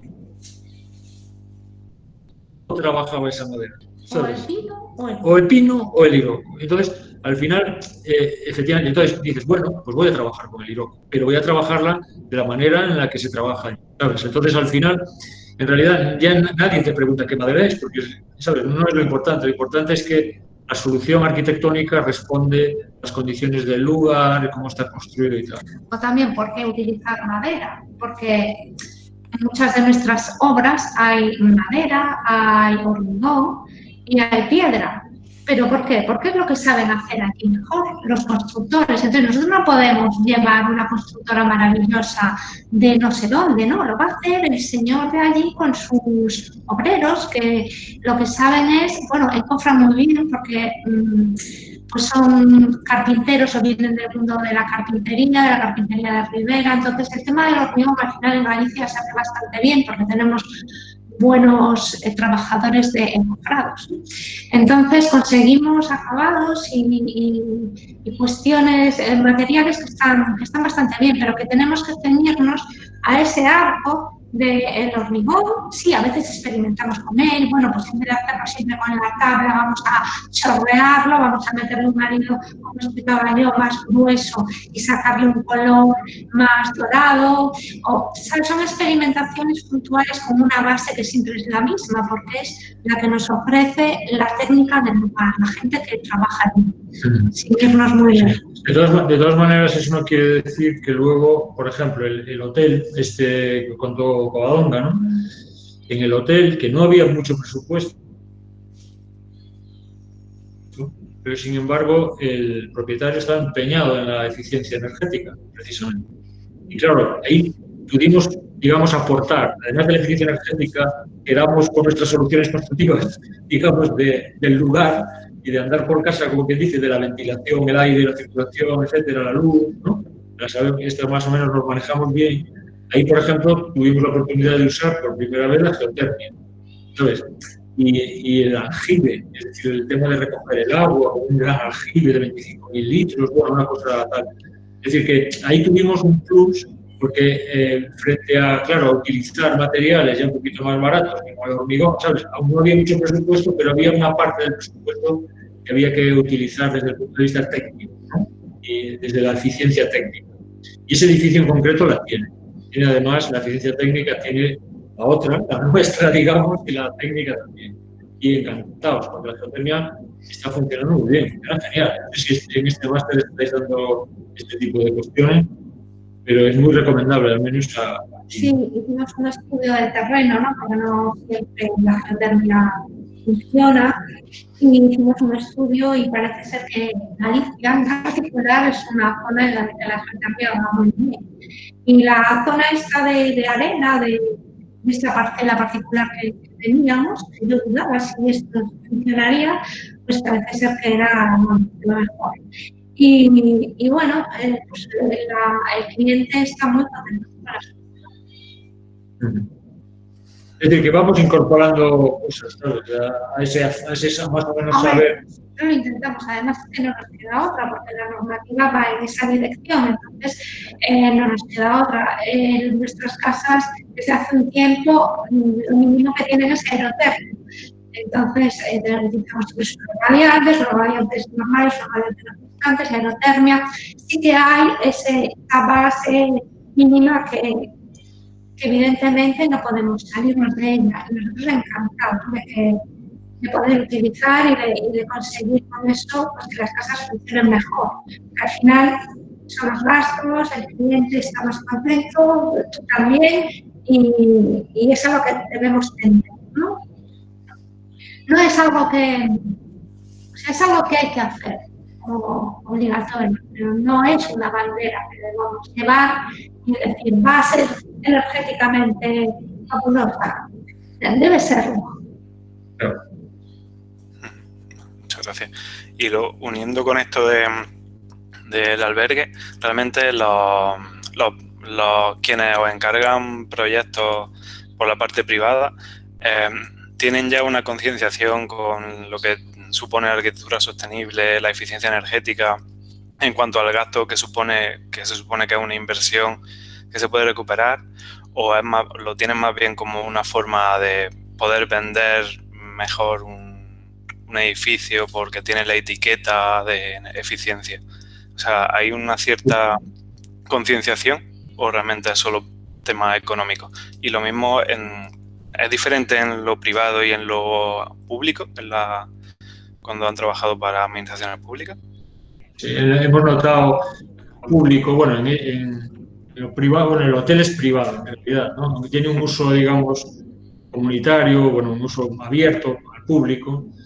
En ese caso sí que hemos notado que había cierto interés por la eficiencia energética, pero también cierto interés por la marca energética, ¿sabes? Es decir, se ha gastado el dinero porque también le da marca, ¿sabes? Yo ahí, eso son cuestiones que habría que verlas, ¿no? Porque si entramos con esa historia, es lo que decía un poco antes, no aprende el usuario, ¿no? Es decir, la arquitectura también tiene que transmitirle al usuario una forma de, ¿sabes?, de aprendizaje, ¿no? Y yo creo que, claro, la tecnología, pues sí, a veces me compré el coche y ya está, ¿no? Y ya estoy el más guay, ¿no? Pero, a ver, siéntate a entender por qué eres el más guay, ¿no? ¿Sabes?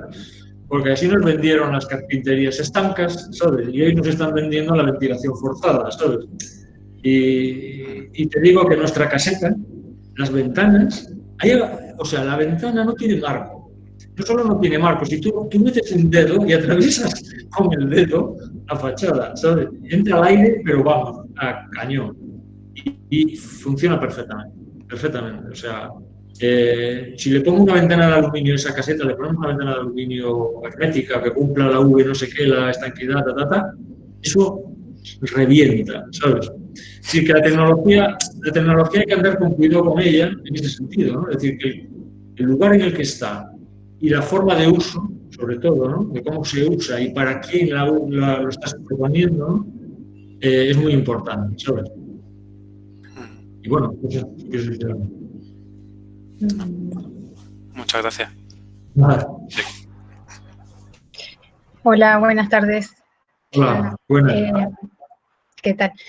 Yo tenía también una pregunta para hacerles. Y bueno, ya que todos sabemos que la Agenda 2030 es llegar a ser sustentables, y hoy en día se habla mucho de sellos de sustentabilidad, como hablaban recién, de arquitectura verde, etcétera. Pero por otro lado, aquí en España sabemos que hay que cumplir con lo que exige la normativa para obtener permisos de construcción.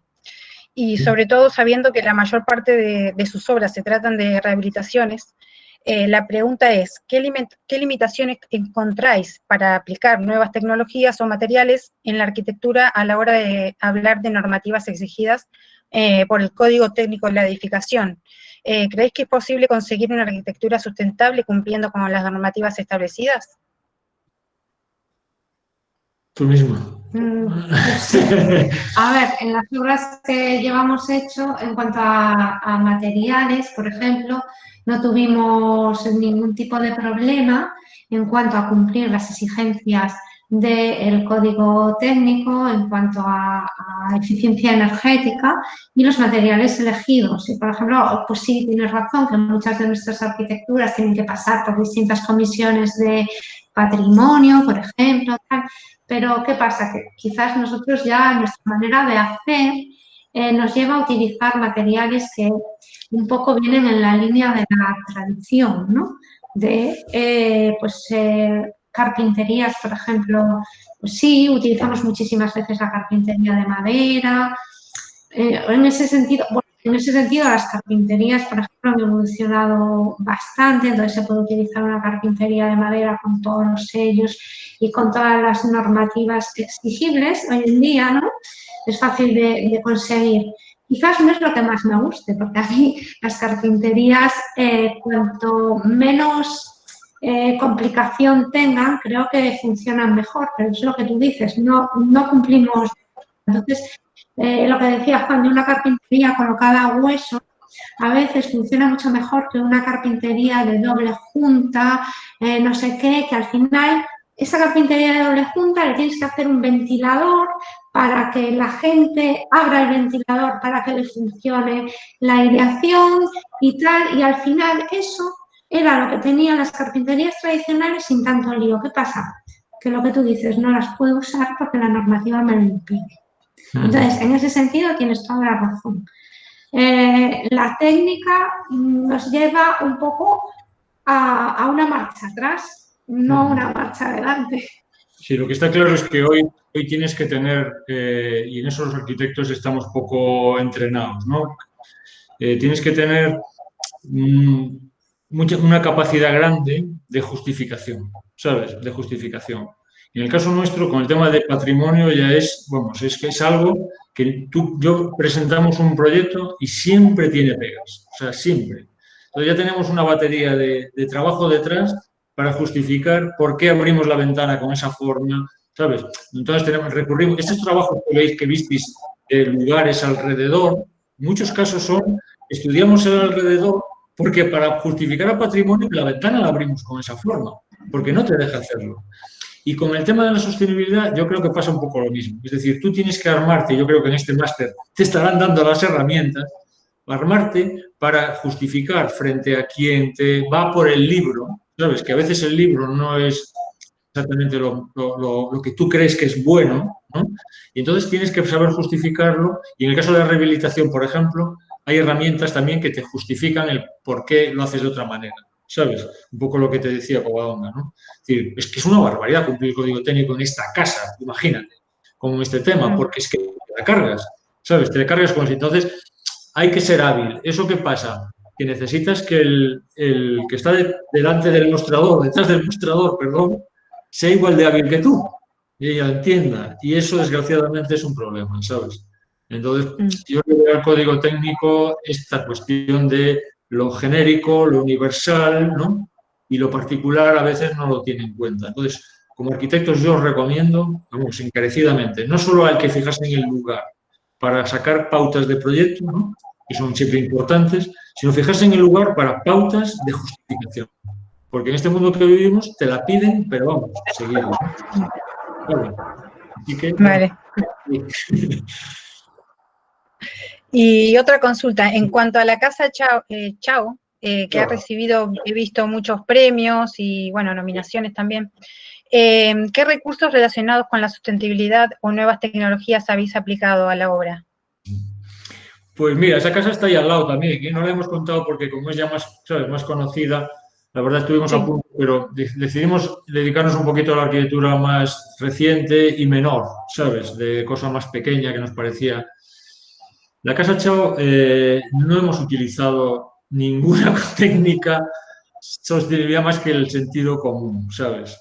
Quiero decirte que se ha hecho un TFG en la escuela, un trabajo fin de grado, ¿sabes?, de la escuela sobre Casa Chao desde el punto de vista de la sostenibilidad.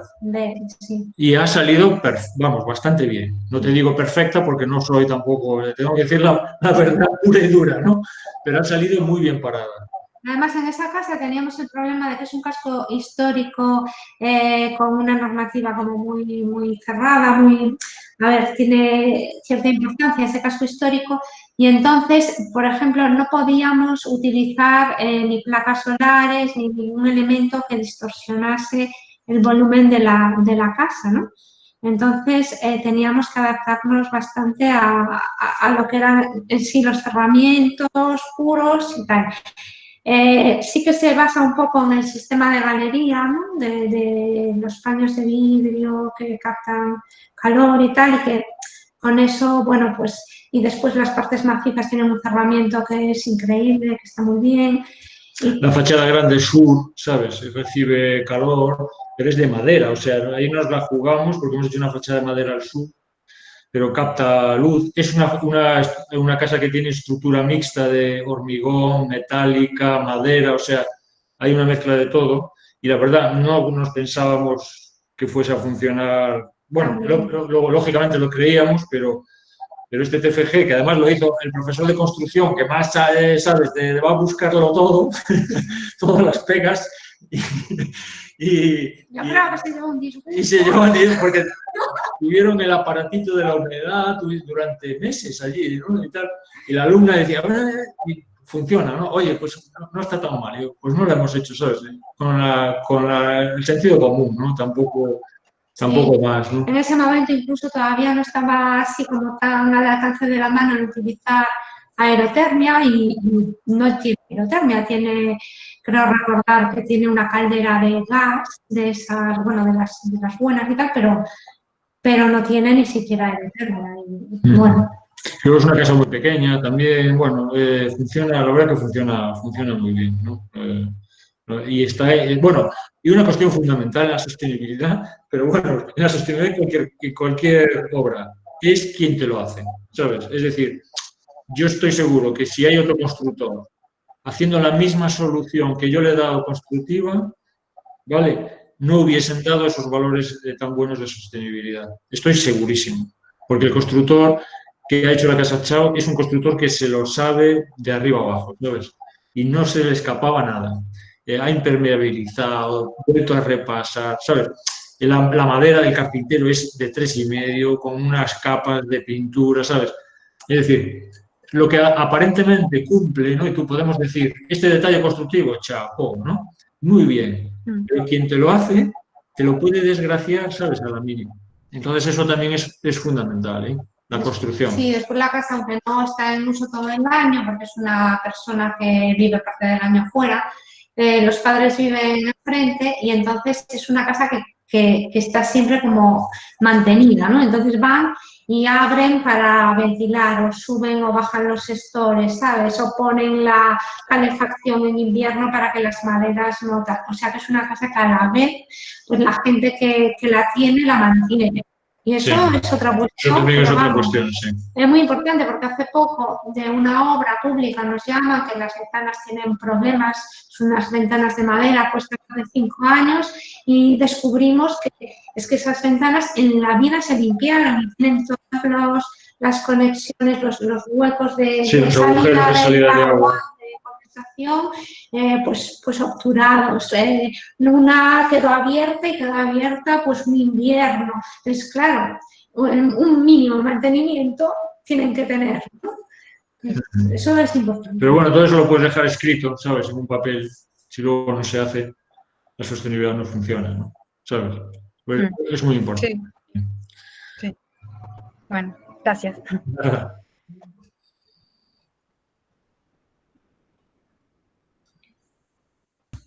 ¿Hay alguna pregunta más? Sí, me toca a mí.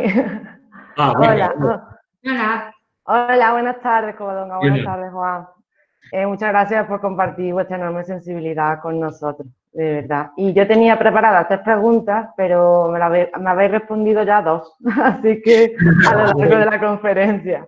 Así que la última es más una curiosidad mía que tengo al haber investigado vuestra web. Si me podríais hablar un poquito de Resina, de la revista de los seres sin arquitectura. Y como, claro, que es una compilación de historias bajo vuestra óptica de arquitectos, ¿no? Y cómo influye en vuestra obra, que me parece súper interesante.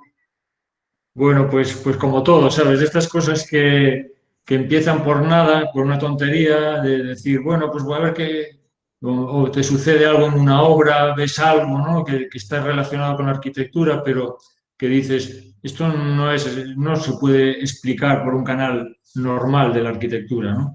Entonces inventas como esta revista de los seres sin arquitectura, pero que en realidad lo que intenta es aproximarse a la arquitectura desde ópticas paralelas, ¿no? Y bueno, es un conjunto de historias, lo que explica ahí, ¿no? Es un conjunto de historias. Mucho de este trabajo que hemos visto de los lugares de representación de cosas, ¿no? Las hemos hecho también para esa revista, ¿sabes? Porque hay una parte, de repente, pues no sé, te llaman por una conferencia, una charla, allí en el entorno para los paisanos de la aldea de no sé qué, tal, ¿sabes? Entonces, pues digo, bueno, pues voy a dibujarme esto que hay alrededor, o voy a conocer historias del lugar. Entonces, todas esas cosas son lo que es resina, ¿sabes? Empezamos vendiendo, recuerdo, ¿no? Sacando historias solamente, o sea, sacábamos como historias pequeñas, cortas, luego las imprimíamos y se vendían en una librería que tenemos debajo de casa, que es de arquitectura, a €1, me parece, ¿no? A €1 el sobre, como los un sobrecito, como los cromos. Sí, cromos. Y luego ya fue derivando que cada 2 años sacábamos una caja, ¿sabes? Entonces sacamos una caja, llevamos 5, la verdad que la últimamente... hacíamos para los regalos de Reyes. O sea, Sí. recopilábamos, diseñábamos la cajita y ya era... Sí, y muchas tienen que ver, ya te digo, con la experiencia de las obras, ¿sabes? Casi todo está relacionado con las obras y con los lugares que visitamos o con cosas que quieres decir, ya te digo, que no las puedes decir en un canal convencional. Algunas son historias inventadas totalmente, ¿no? Como mezclando la realidad con la ficción, ¿no? Y bueno, es un juego, ¿no? En realidad, pero que sí que es verdad que a la gente le gusta mucho y es una pena porque últimamente estamos un poco parados con eso. Esto de Instagram es muy malo, ¿eh? Porque nos está quitando de hacer, ¿sabes? Bueno, es como la resina digital. Es como una resina digital, pero no es lo mismo. No es lo mismo. No sé si has visto un poco, pero tiene dos tipos de página nada más, ¿no? Que es necrológicas, o sea, hay las noticias malas, ¿no? Y las noticias buenas, las necrológicas y los contactos. Entonces, en necrológica sacamos... A mí me ha servido mucho, yo soy de esta zona de allí, de la ría, ¿no? Y me ha servido también para denunciar ciertas cosas, ¿sabes? O sea, entonces necrológicas...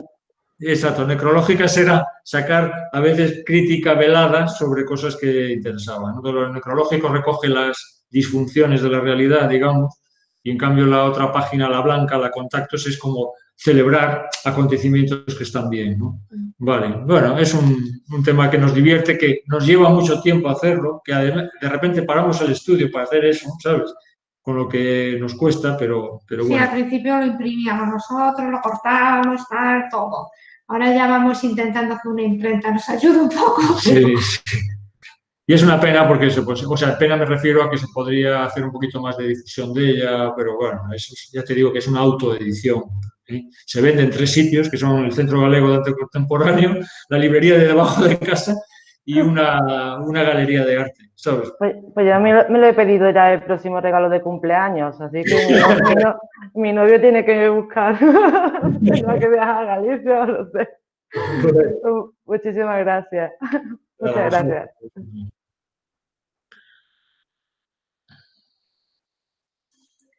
Bueno, pues, Juan Diego, Juana.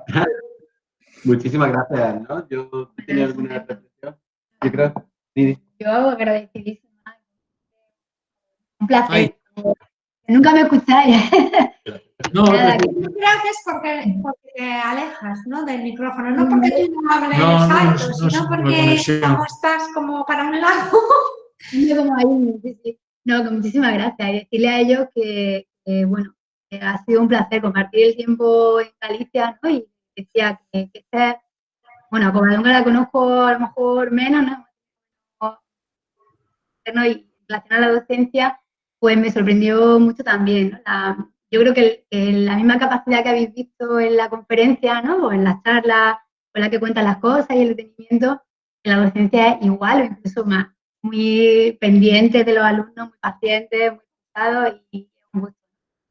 Creo que eso es una connotación que se extiende a todo a su ser, ¿no? Y que...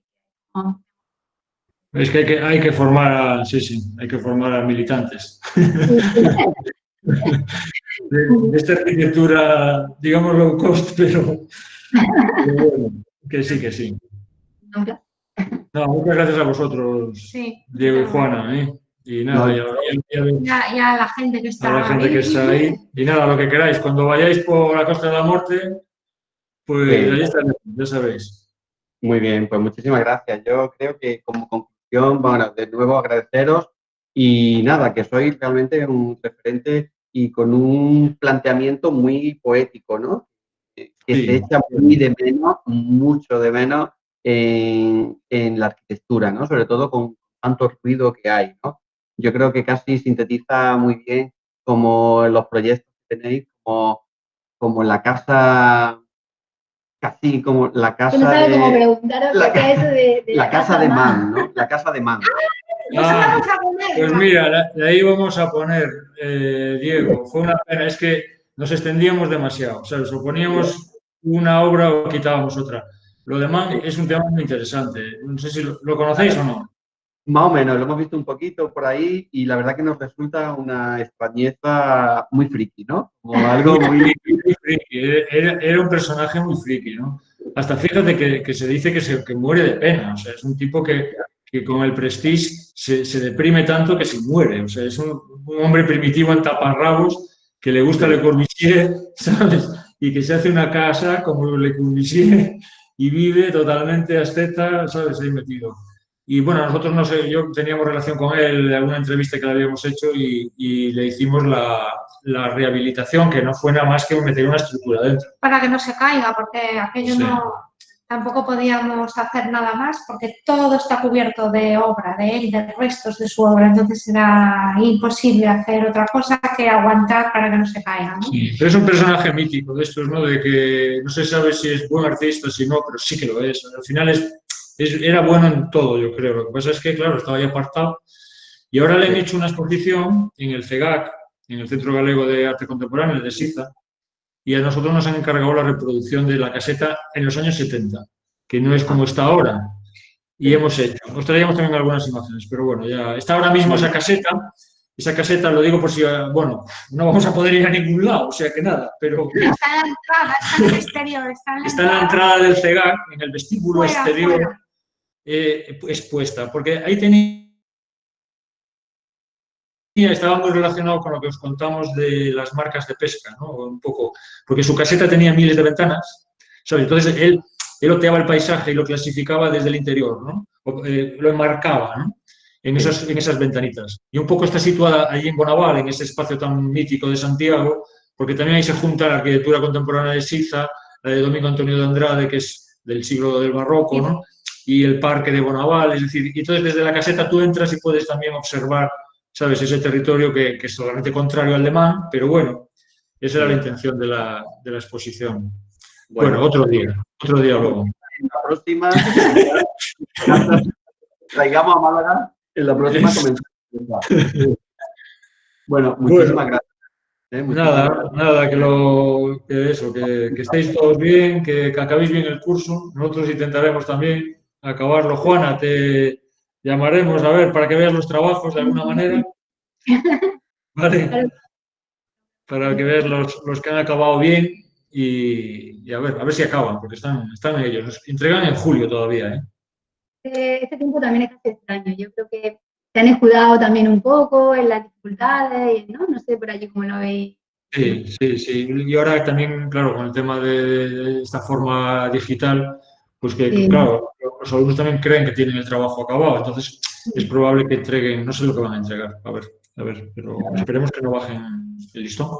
¿Vale? No, bueno, les damos un abrazo muy fuerte, ¿no? ¿O qué? Sí, conectamos los audios y aplaudimos todos para...